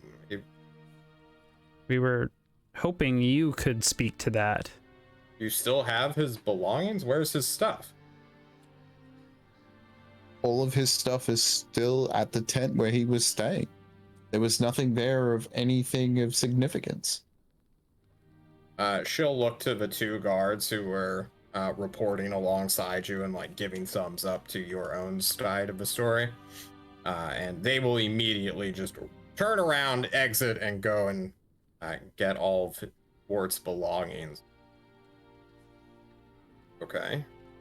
That is unusual. I mean, Wart has been around fucking longer than Hammerhall. Have you used his services in the past? Yeah. He reported to our guild, my guild leader, about this place. He was the one who told us about the Oasis. What guild is this again? That's a great question. There are several dozen free guilds within Hammerhall. Do we want to give this one a name, or do you want me to randomly pick one? Insert generic name 1. Yeah, give me 1 second. Organization. We are the Heldenhain. Normally we Heldenhain? have no, those are flatulence. Let's go and get something else. They're the Golden Lions, that's what they are called. One of the 17 major free guilds. Jesus. And did you give him instructions on what he was to do, get us here?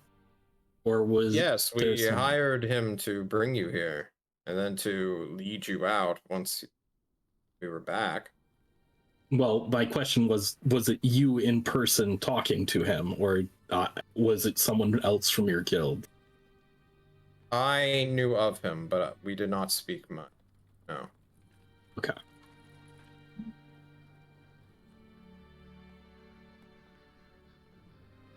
Who is your guild's leader? His name is Renald Derwich.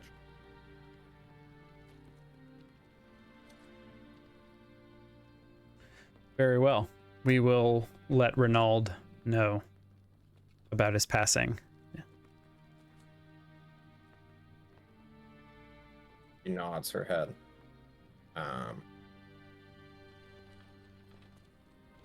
Fuck. Who am I gonna take you back? You all know how to. He glances at the Sylvanet problem.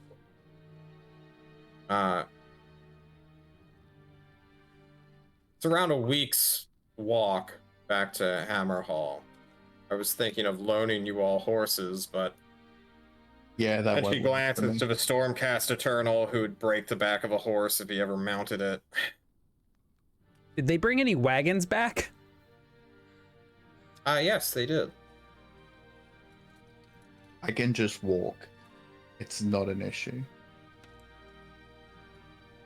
Rarius, are you as fast as a horse? If I have to be. Did you not watch me scale the fields? I did. I just don't know how long you can sustain this speed. Horses cannot sustain speed for long either. Anyway, we will think about how to get you all back.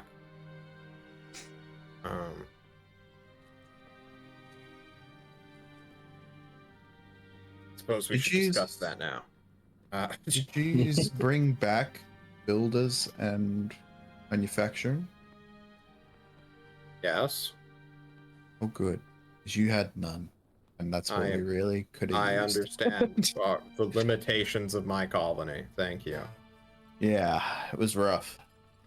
Sorry. Why don't about we the- pay you so that we can fully get you out of the mind state of you becoming the leader?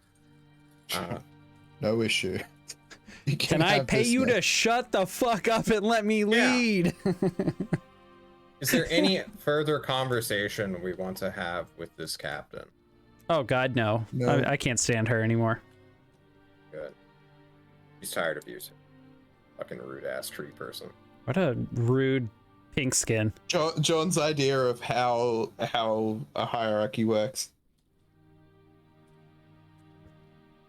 Finish your thought, Millman.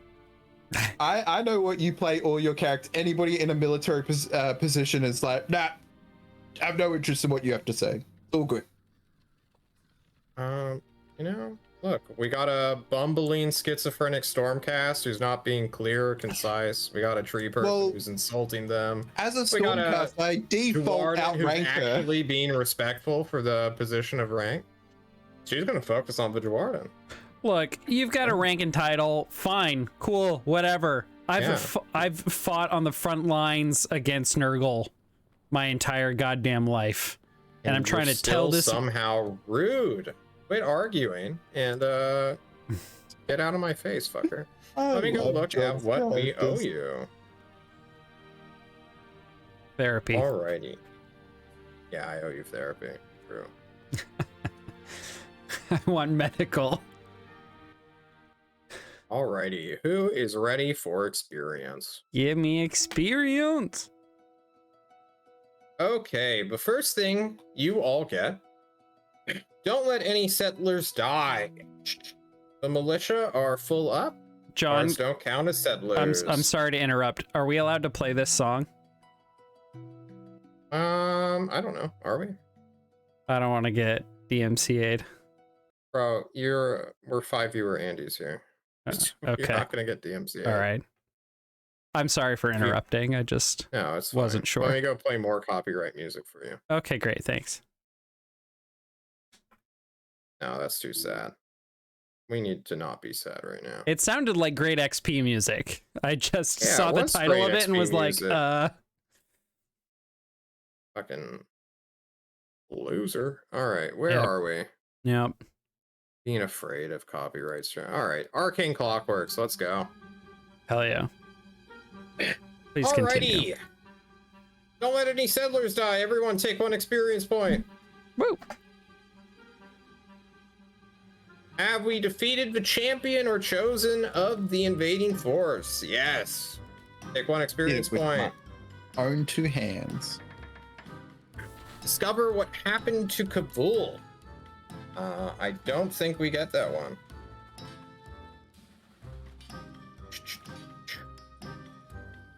We saved it. That's what happened.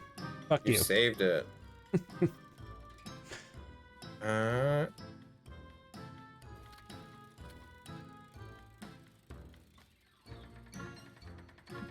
This last one is a judgment call on mine.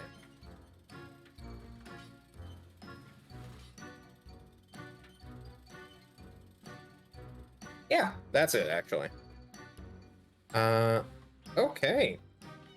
So we got 2 experience from those 2 mission objectives. Good job, good job, good job. We also get 100 Aqua Gyron droplets, or a sphere.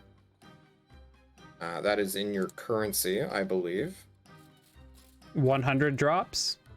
Yep, 100 drops. And we only got 2 XP? Yeah. Okay, cool. Well, you got experience last time, too. We have 3. You should have 3 now. Yes, correct. You have 3. That's what I had. That is 1 more than it recommends me give you, unironically. Wow, okay. Yeah. This game be stingy with XP. It Because is, yes. It's a little bit. Oh, we have cheaper as well. short-term and long-term goals. I completely forgot. What was everyone's short-term goal? I don't think we actually set one up. Indeed. I had to, Then- I like, don't remember that from last time. Our long-term goals were kind of given to us in our little character PDFs. But do we have anything extra that we wish to add on to that?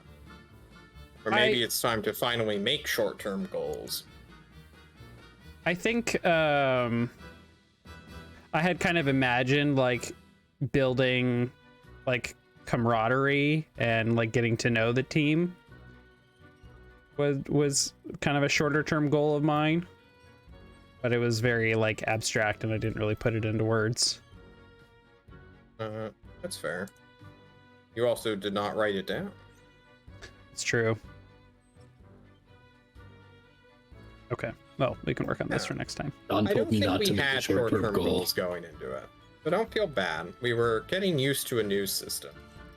I think our short-term goal as a party would have been learn the system, and I think we have done that.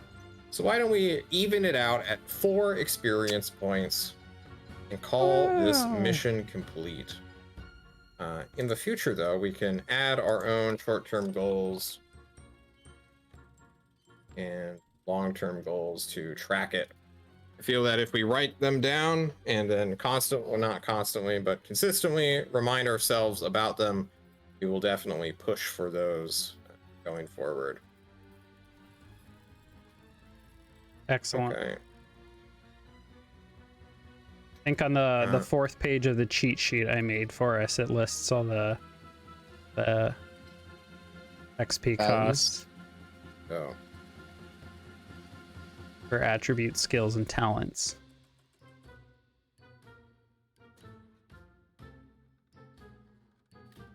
okay. Sweet. Sweet, sweet, sweet.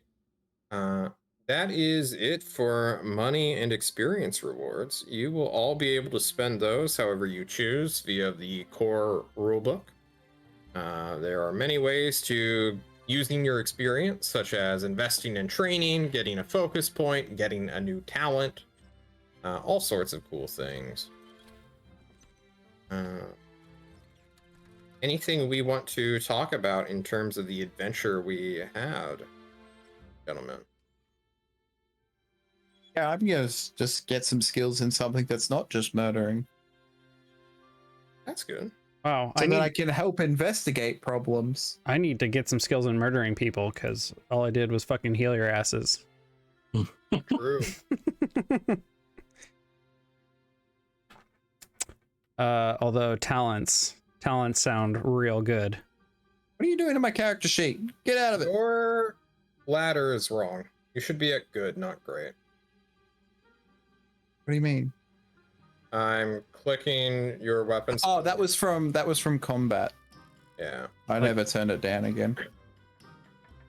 I know Just where it seeing should if be. it was like a sheet error or if No, I just hadn't put it back.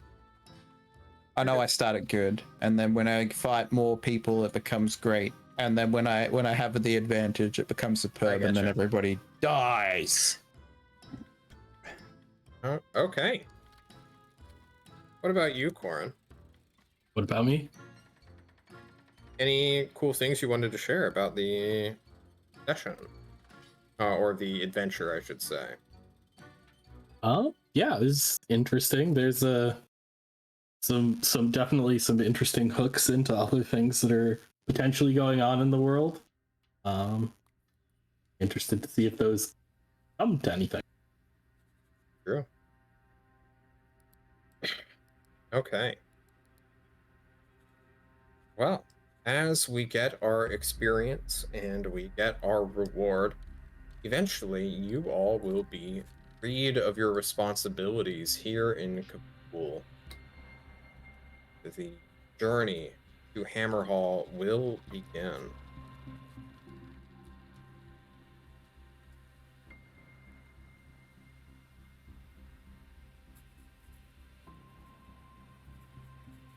I think we're going from like here to here. No, not. You're far too south. Yeah, somewhere around there. Wow, we only have 15 feet to go. Cool. Wow, 20 feet later, you guys take 4 steps. Why'd they take 2 weeks for this? Wow. Okay. You all will arrive within Hammerhall, Isha.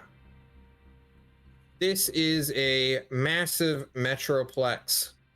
I don't have my art ready for this place, actually. Unfortunate. Where are you, Art? Art.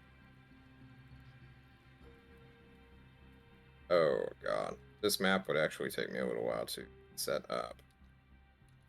So I'm just going to drag some images on that.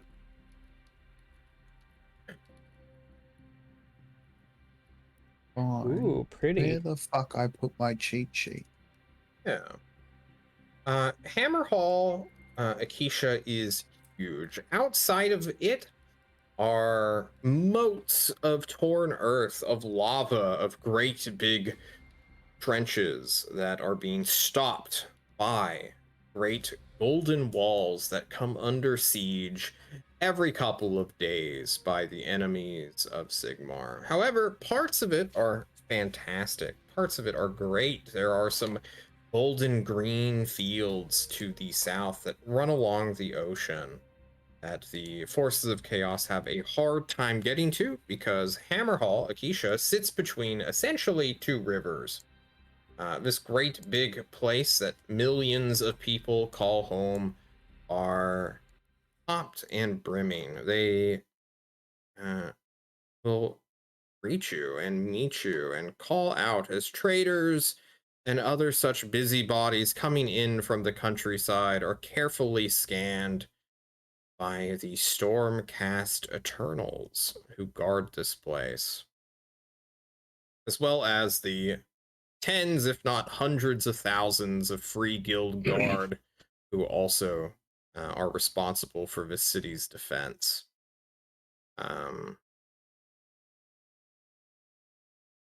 This place is the biggest hub of civilization within the mortal realms outside of the realm of heaven, where Azerheim sits.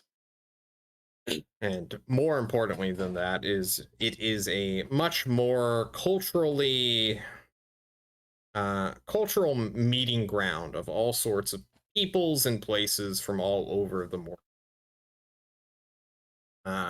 Azerheim is much more homogenous culturally than this place, where all sorts of people come in.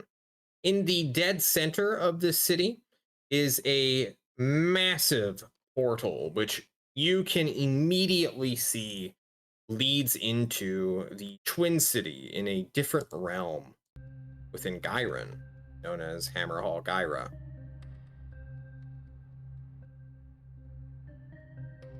Making your way into this metroplex, into this metropolis. That's what I was looking for. What do you guys do? And I wish I could show you the city map, but honestly, it's a goddamn catastrophe. I'm just gonna show you what it... I mean... Oh my. Like, this place is massive. Oh, there we go. And this is not very easy to read. So I'm gonna have to prepare either a handout or something. Its own map. I think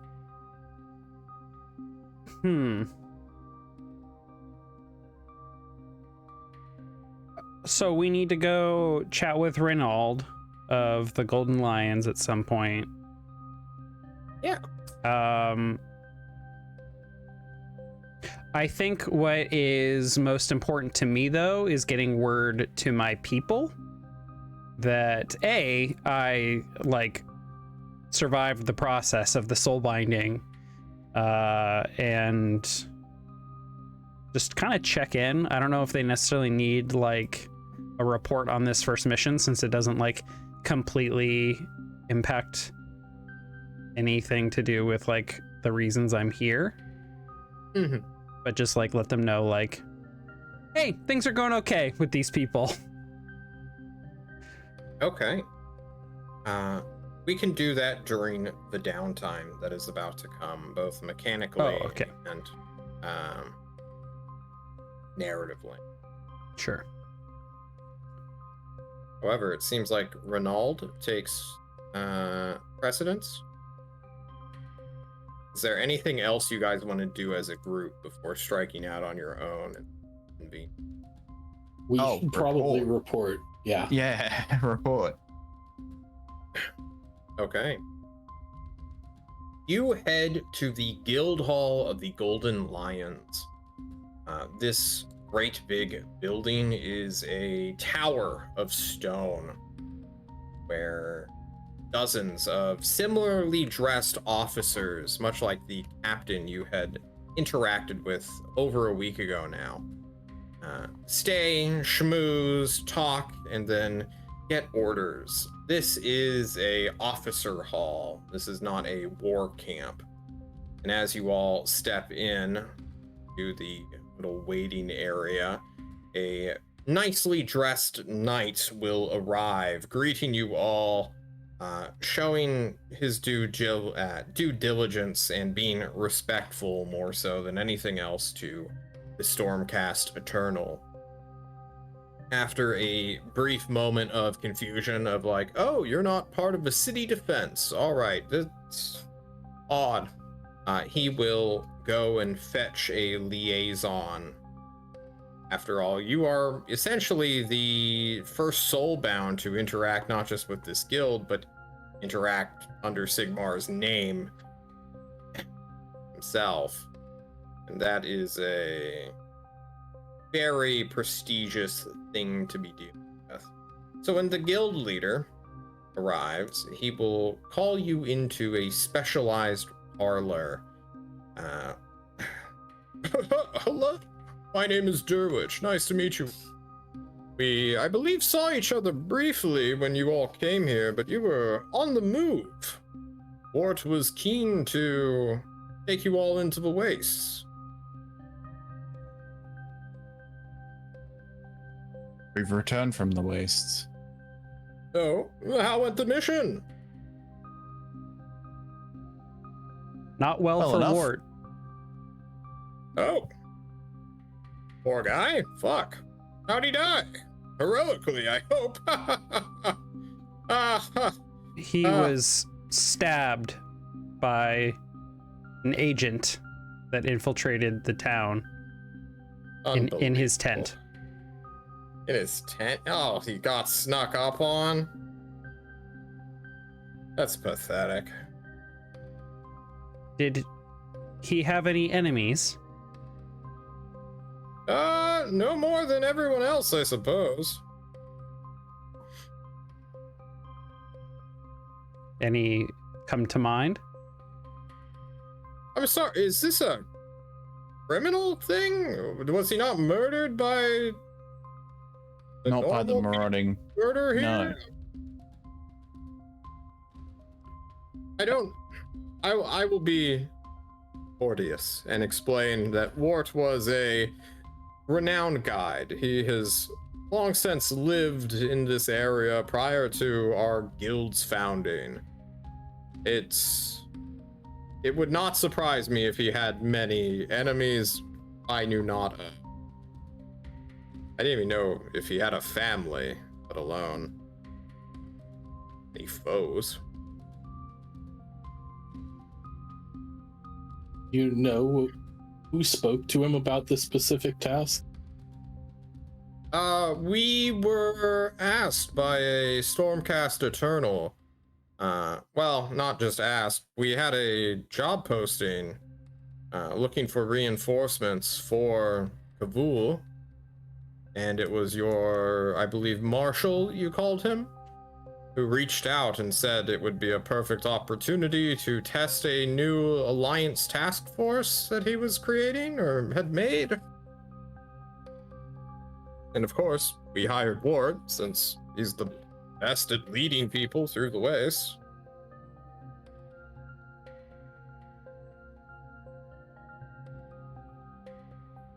We were just curious because he took a couple of interesting actions before he passed. Oh. That's... Alright, I'm a gossip guy. What, can you fill me in? He spoke with an agent of chaos and requested their assistance breaking into a vault at Kavul. I'm asking ApolloNik this. Uh-huh. Do you... I mean, Are you they were being particular about your words there and misinterpreting what was truthful about the situation or not?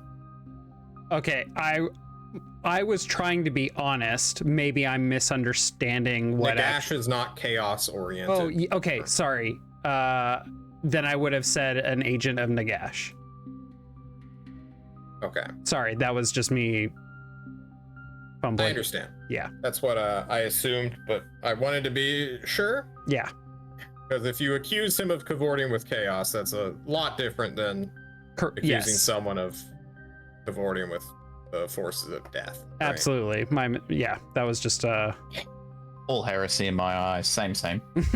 That's fair. That is a fair interpretation. And I think Ronald here will be like, oh my god. Sigmar's great twin-tailed comet.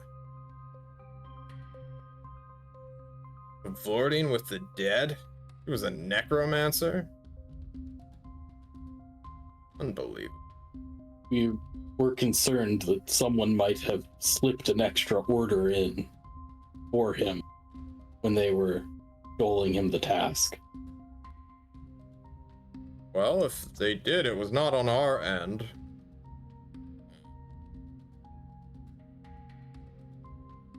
After all, well, fuck. I suppose that'd put me in suspicion of you all. Oh, fuck.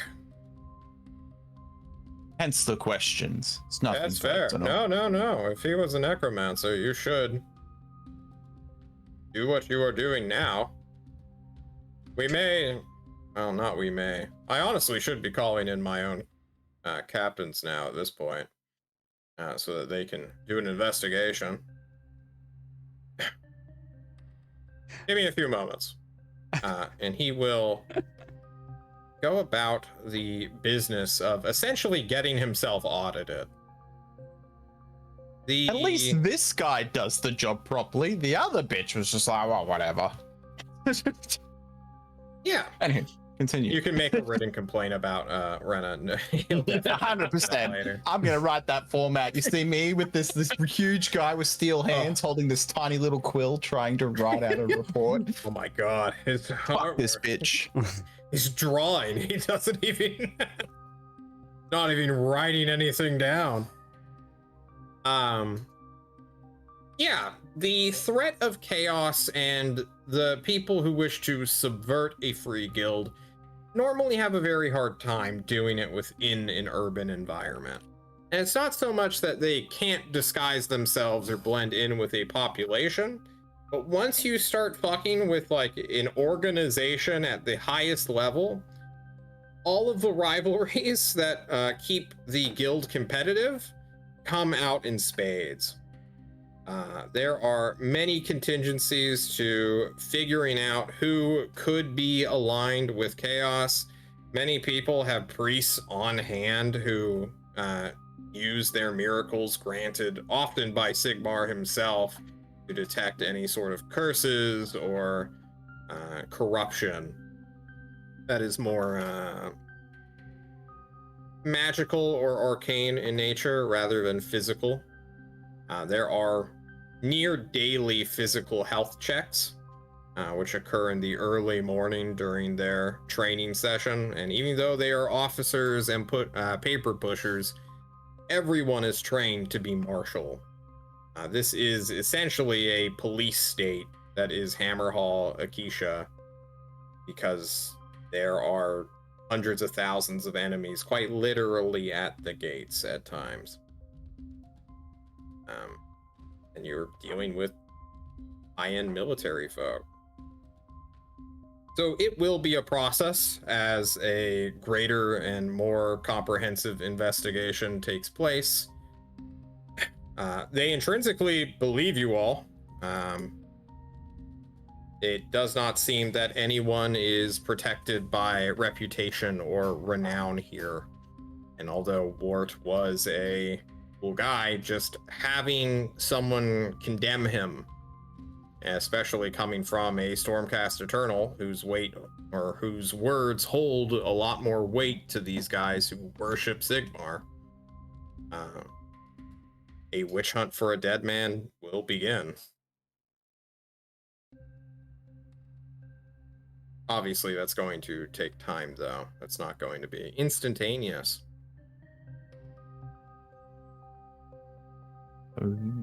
What's our next task?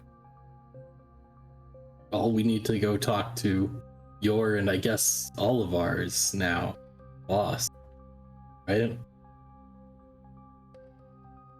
Well, The Stormfire Marshal has agents that he will be relaying orders to you. He will not always be the one to with anymore. Okay, Adlerheim is hard to get to. Fair. So are we supposed to create a written report, talk to somebody in particular here of what happened? He did not go into that great of detail about what occurs next. You guys went through a trial run, essentially, to see if the soul binding are worth their time. So maybe these guys here at the Golden Lions will be the ones to send that through. But you're not always going to have your time dictated to you. You're not always going to be on mission. You're connected by soul, and there are ways to get in touch with all of you at a time. But they're not going to tyrannize over your existence. Part of being a soulbound's greatest strength is being autonomous from military organizations, having freedom to move around. Nope. Good.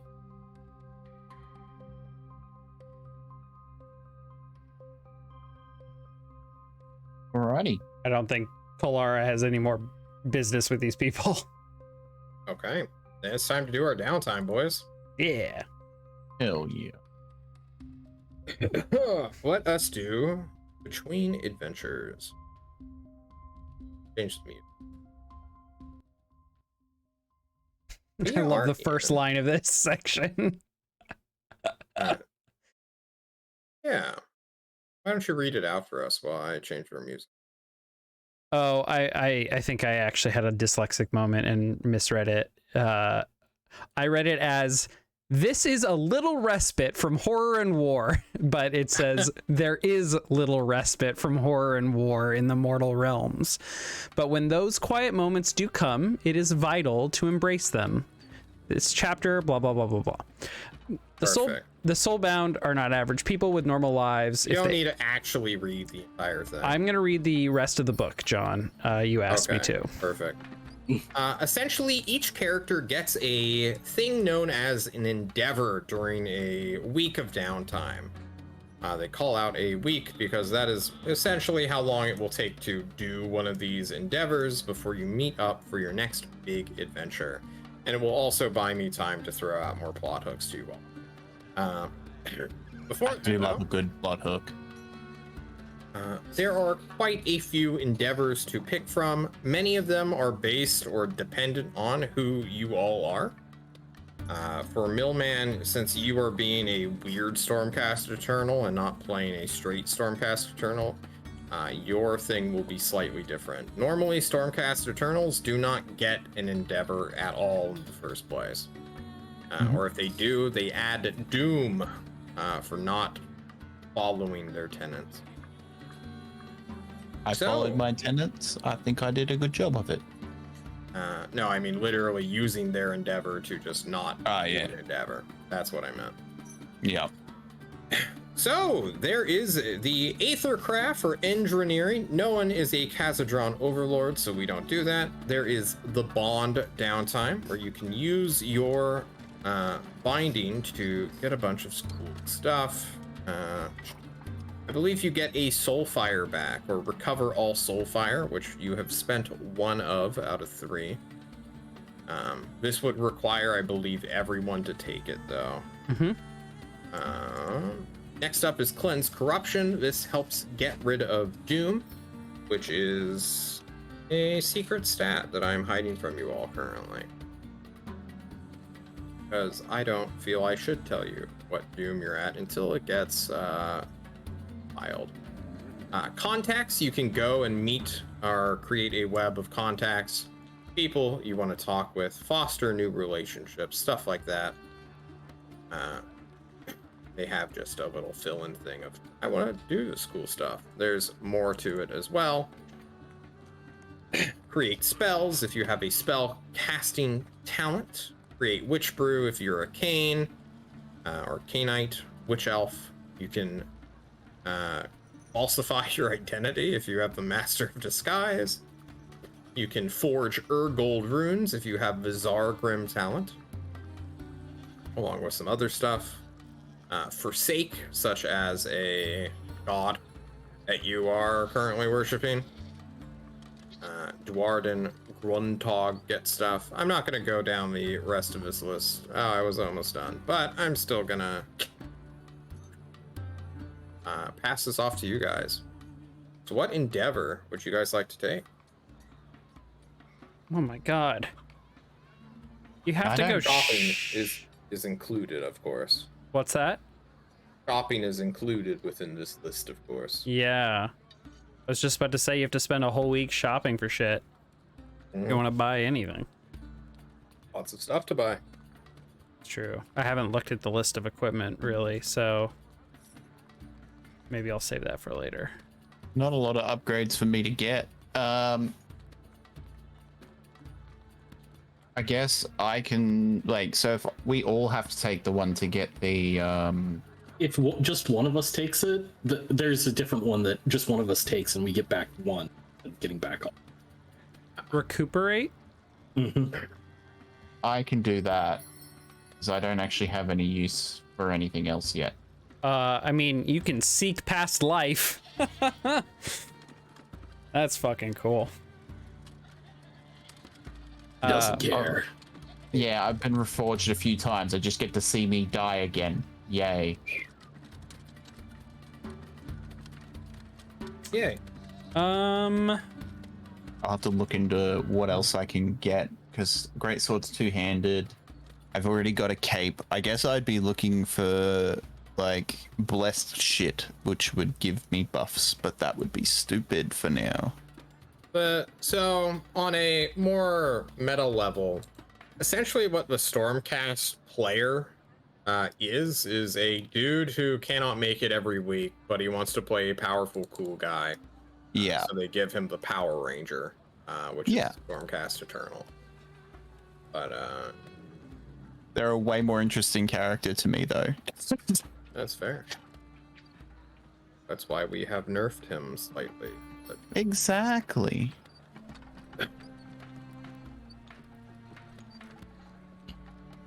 I'm debating between Train Companion and Learn a Spell. Okay. I I just went through the process with John earlier of creating a spell that I got from character creation. I finally got around to creating that, and it was fun, but boy am I exhausted from that process. This is where you would spend your experience as well. Yeah. So if you have any talents you want to purchase, if you have any skills you want to upgrade, take a look at that. So with talents, does it have to be the ones from the character sheet? Because I only have like 7. No, you can pick other stuff. You just, if it has a prerequisite, then you need to fill out that prerequisite first, right? Okay. Those 7 are just the only ones you can choose from for that archetype during character creation. Yeah. So there's a lot of neat stuff you can get. Oh, now I've got to find the list of the million gazillion talents. We have a page. I was trying to pull it up on my PDF just crashed. Oof. There's also new talents in our Champions of Order PDF. Some pretty cool ones in there for sure. Talents start on 82 of the PDF. Which one? The core. Cool. Yeah, and then there are more too. That may be a thing you want to do over like our next week. Like 81? pick out new stuff. The cost of talents are somewhere too. I'm forgetting. Body, blah blah blah blah blah blah blah blah blah blah blah blah blah.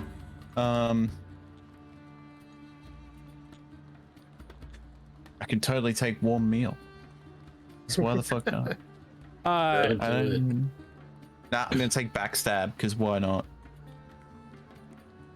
How stark is the city? Like, are there any gardens? Yeah, of course. Oh, okay. Great. There's even like Sylvaneth representatives here. Oh, okay. Cool. That's great. It's not like all water just fucking evaporates on this world. No. The whole point of the portal is to bring in water. Right. Specifically. They are trading water for lava. Right. Yeah. Okay. Along with food and other, necessities. I think.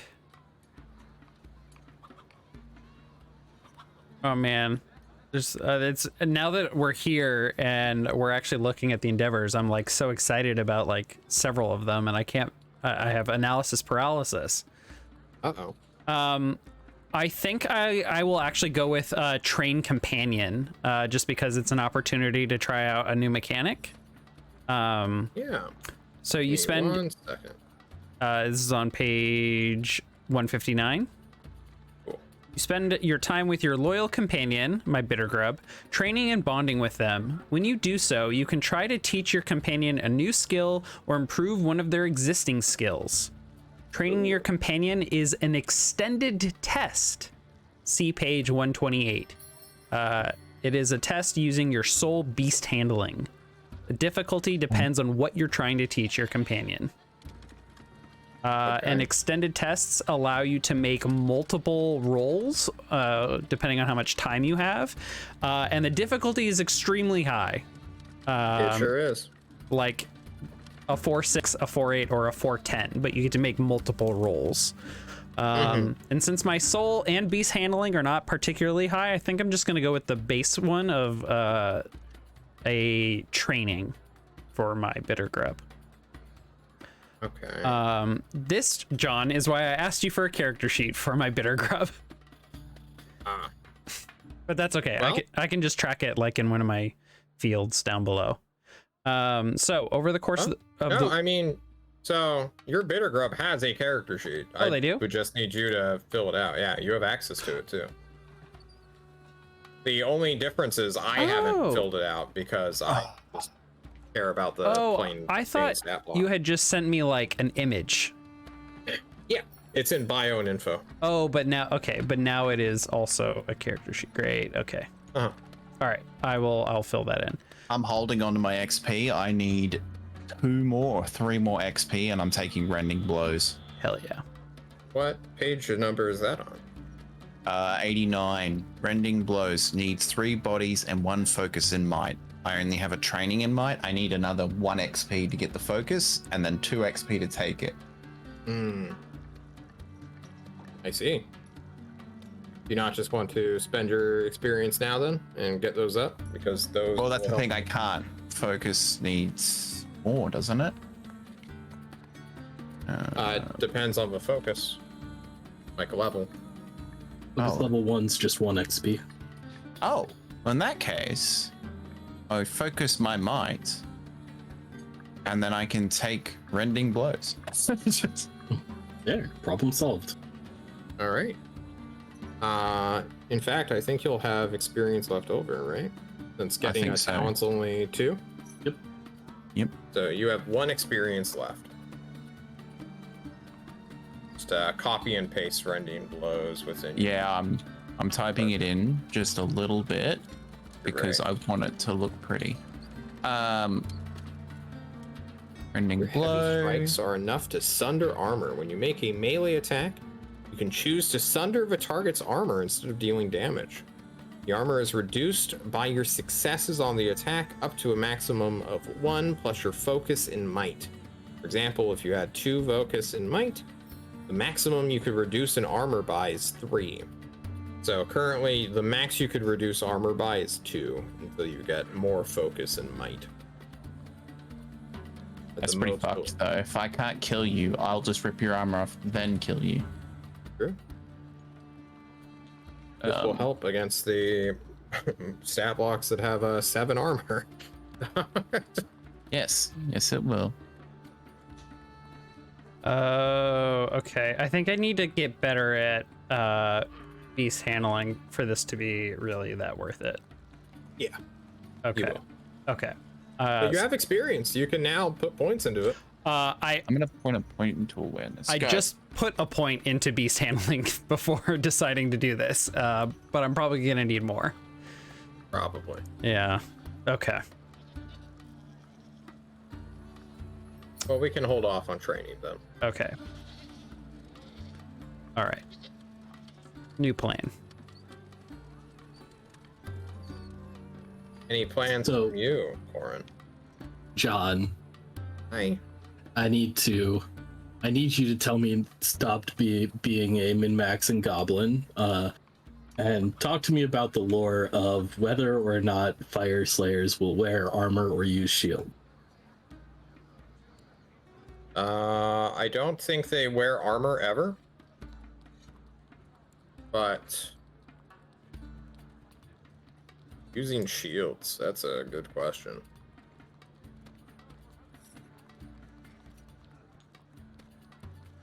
Not wearing armor, oof, that's a big one. Yeah, Slayers never wear armor. The whole purpose of them is to fucking die, right? That's why they rely That's on why they the make a good magical- RPG character. Hell yeah. I don't think they use shields either. They primarily just focus on attacking. All right, so you want me to die instantly? Okay, understood. In that case, I don't think there's any real good point in me doing a lot of shopping. So probably I'm just gonna try to find a contact. I was gonna So- say get some healing. Yeah. But Oh, hang on. I'm a liar. I'm using my Warhammer Fantasy knowledge, not my Warhammer Age of Sigmar knowledge. I'm looking at tokens that have Fire Slayers with shields on them right now. They look sick as hell. I want to look sick as hell. I give... Huh. The shield comes with every Volkite Berserker model. Interesting. I guess they have shields. Hell yeah, then. Fuck contacts, we're gonna buy things. Okay. Oh, And by things, I mean one thing, and it's a shield. sounds good. And I'm I don't think broke. I'm gonna force you to take the shopping endeavor to pick up a shield. That sounds Okay. stupid.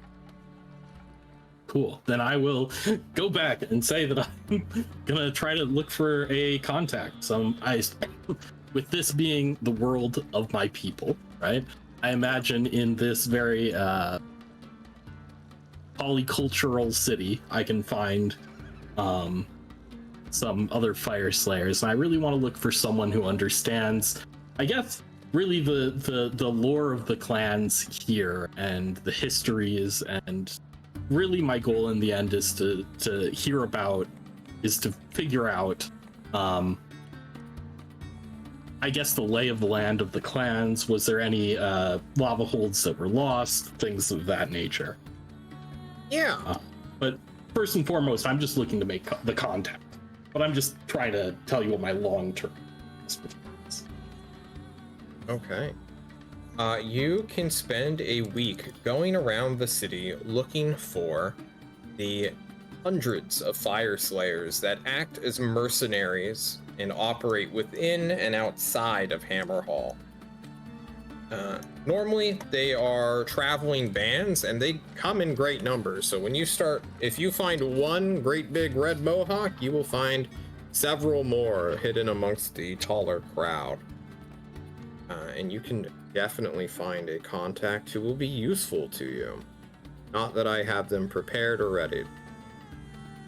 So, you're gonna have to hold out on me there. Yes.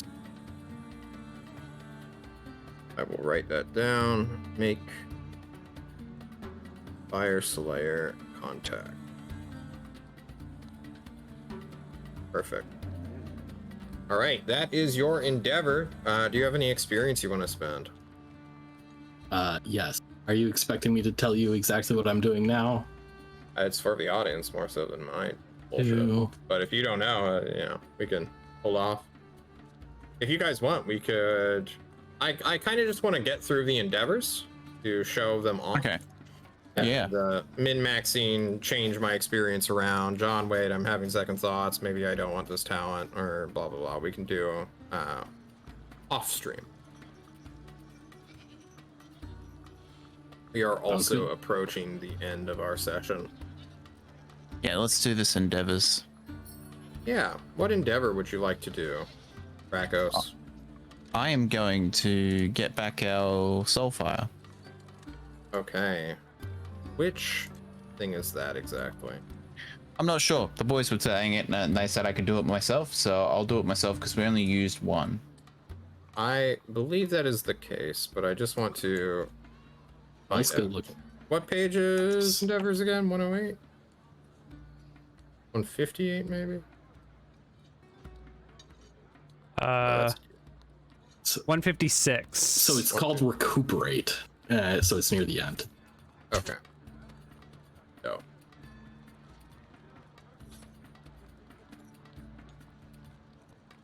Recuperate. You spend the entire of your time recovering from your previous adventures and bolstering yourself for the challenges ahead.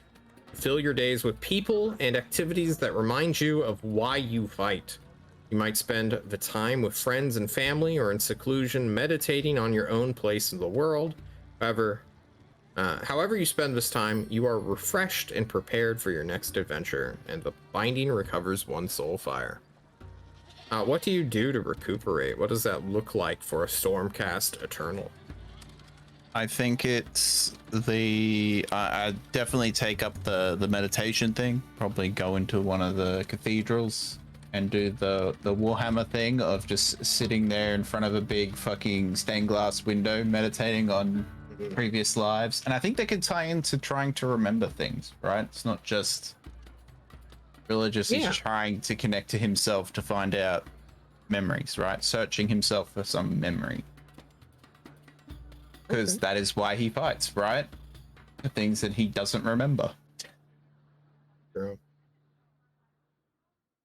It is a strange sensation being a solitary Stormcast Eternal, seeing others patrolling or flying through the sky actively, going about their days, conquering chaos, while you are here again, recovering, taking your time, being alone. Not many people talk about the brotherhood that comes from being a Stormcast Eternal. How They don't have family. They have a singular father known as Sigmar. And the Forge Master, like 6 Forge Masters and Grungni who help make them. Being a spirit trapped in a metal body to fight and die and then fight again. There's a reason that the Stormcast Eternals stay so active, and that is because they do not like having time to sit and think about themselves.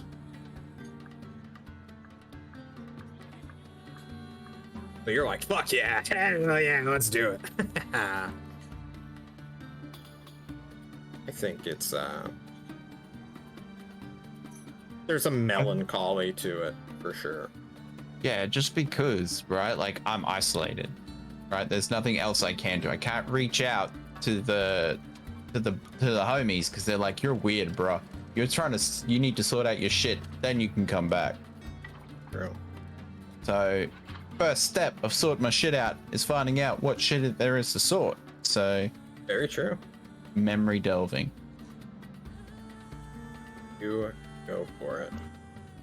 Do I need to roll or anything for this? Nope. Oh, that's fucking chill. I got the easy one. Good luck, boys. You've got the fucking Sure. hard thing to do. In fact, we may pick up there on your vignette to do memory stuff Nice. Hell for yeah. next time. Love it.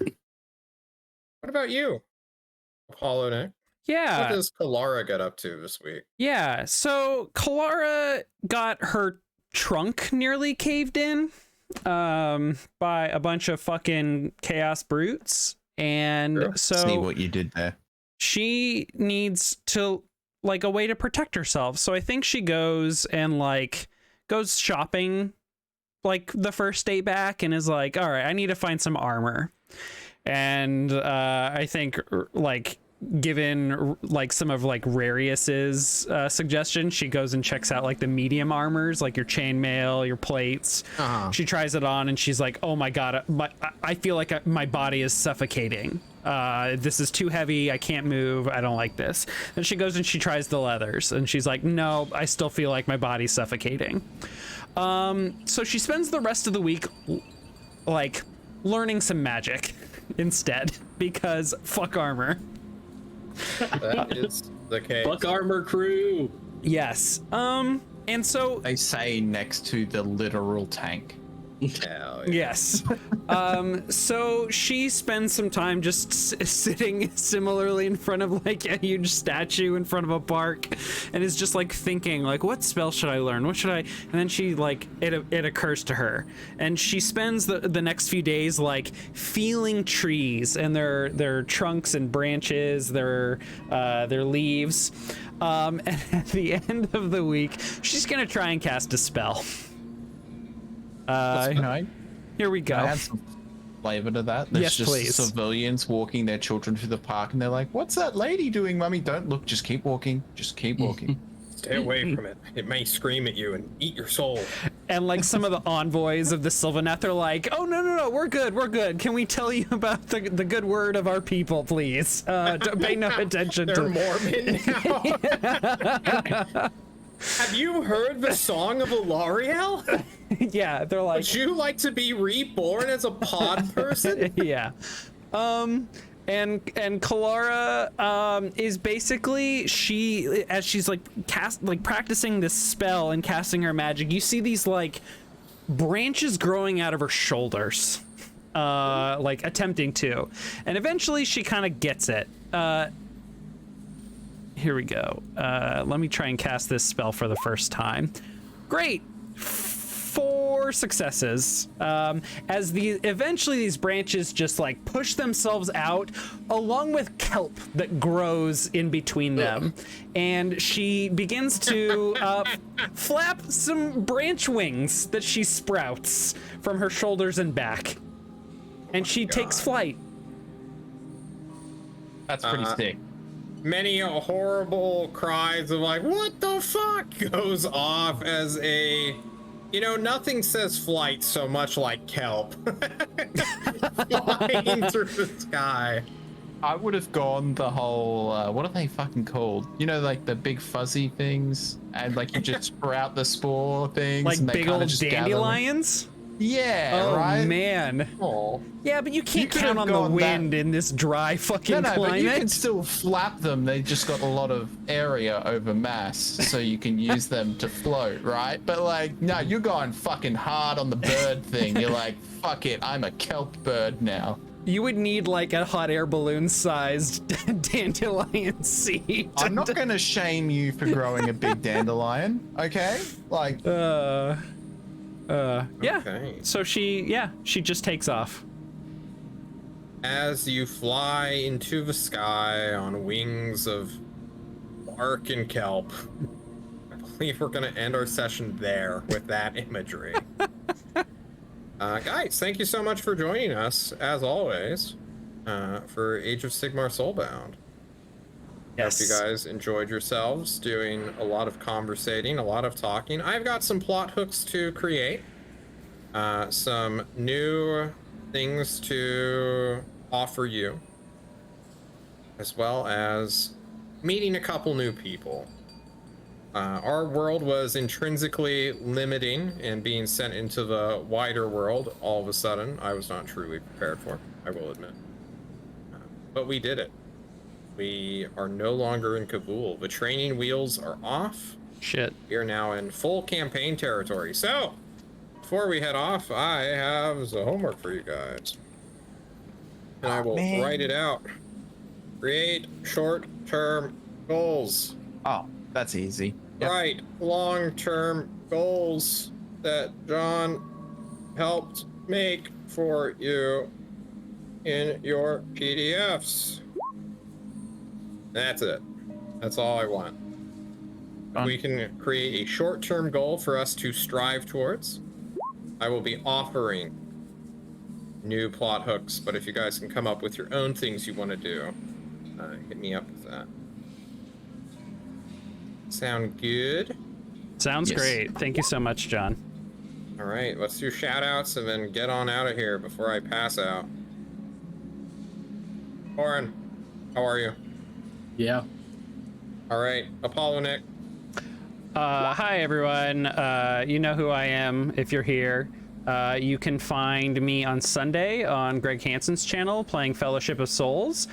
We just had a huge event 2 weeks ago in our campaign when we played last, and one of our party members is leaving the party, and we need at least one new character because our Fellowship is already broken. We've reached the end of Fellowship of the Rings in like 4 episodes. So Wow, you did better than the movies. Shit. Good job, good job. we did, but just barely. And stuff is crazy and very fun right now.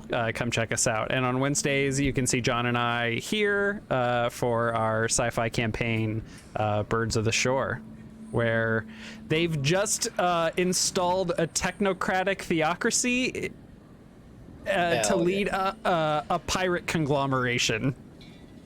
Fantastic. And that group of words has never been said before. Millman, what about you? What can we find you doing? Today I will be not going live straight away. I have to run out to our version of we have Bunnings. I think yours Kroger, is KFC, Fred Meyer, Walmart, Like a grocery store, or... no hardware store. Oh, Home Depot, Home Depot. Lowe's. Home Depot. I've got to go to our version of Home Depot and get parts so that I can build a case to put the gaming rig back in, because all the parts that caught fire have been replaced. And I want to put my computer parts into a case that actually fits them all. What? Hold on. Okay. What are you gonna make it out of? Timber? Tile? PVC? Steel and MDF. Oh, okay, cool. Okay. Good luck. Yeah, I gotta get those carpentry skills out. Nah, just literally using a wooden board to hold the motherboard on, and then legs to stand it off, and then some metal brackets to hold the radiators, and that's it. I'm done. Just screw everything down to it, plug it all in, we Gucci. Nice. Computers Okay. are simple. Just need them not to catch fire anymore. Thank you. For real. But I will be live back on my full powered rig, so we got some VR. Oh, did you guys catch me playing Warhammer Sisters of Battle in VR? Killing heretics with a chainsword and a bolter? Holy shit.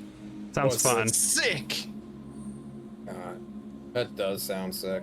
Oh, it is, man. Except when you play multiplayer, it thinks that you're dropping your gun every 5 seconds, so you're just like constantly looking down trying to pick up your gun because there's a bug in the software. But hitting things with a flamethrower or, you know, laser gun, sword, chainsword, and yelling for the Emperor for no reason at all. Such a good time. What I'm hearing is you should pay Jon money to play D&D with him so that he can afford a VR headset. I got given mine. I can't even afford it. Jon would also love to play laser tag from the comfort of his own home. True. I actually really keen to do Beat Saber, but I can't justify the price for a single game that I'm just going to sit there doing this.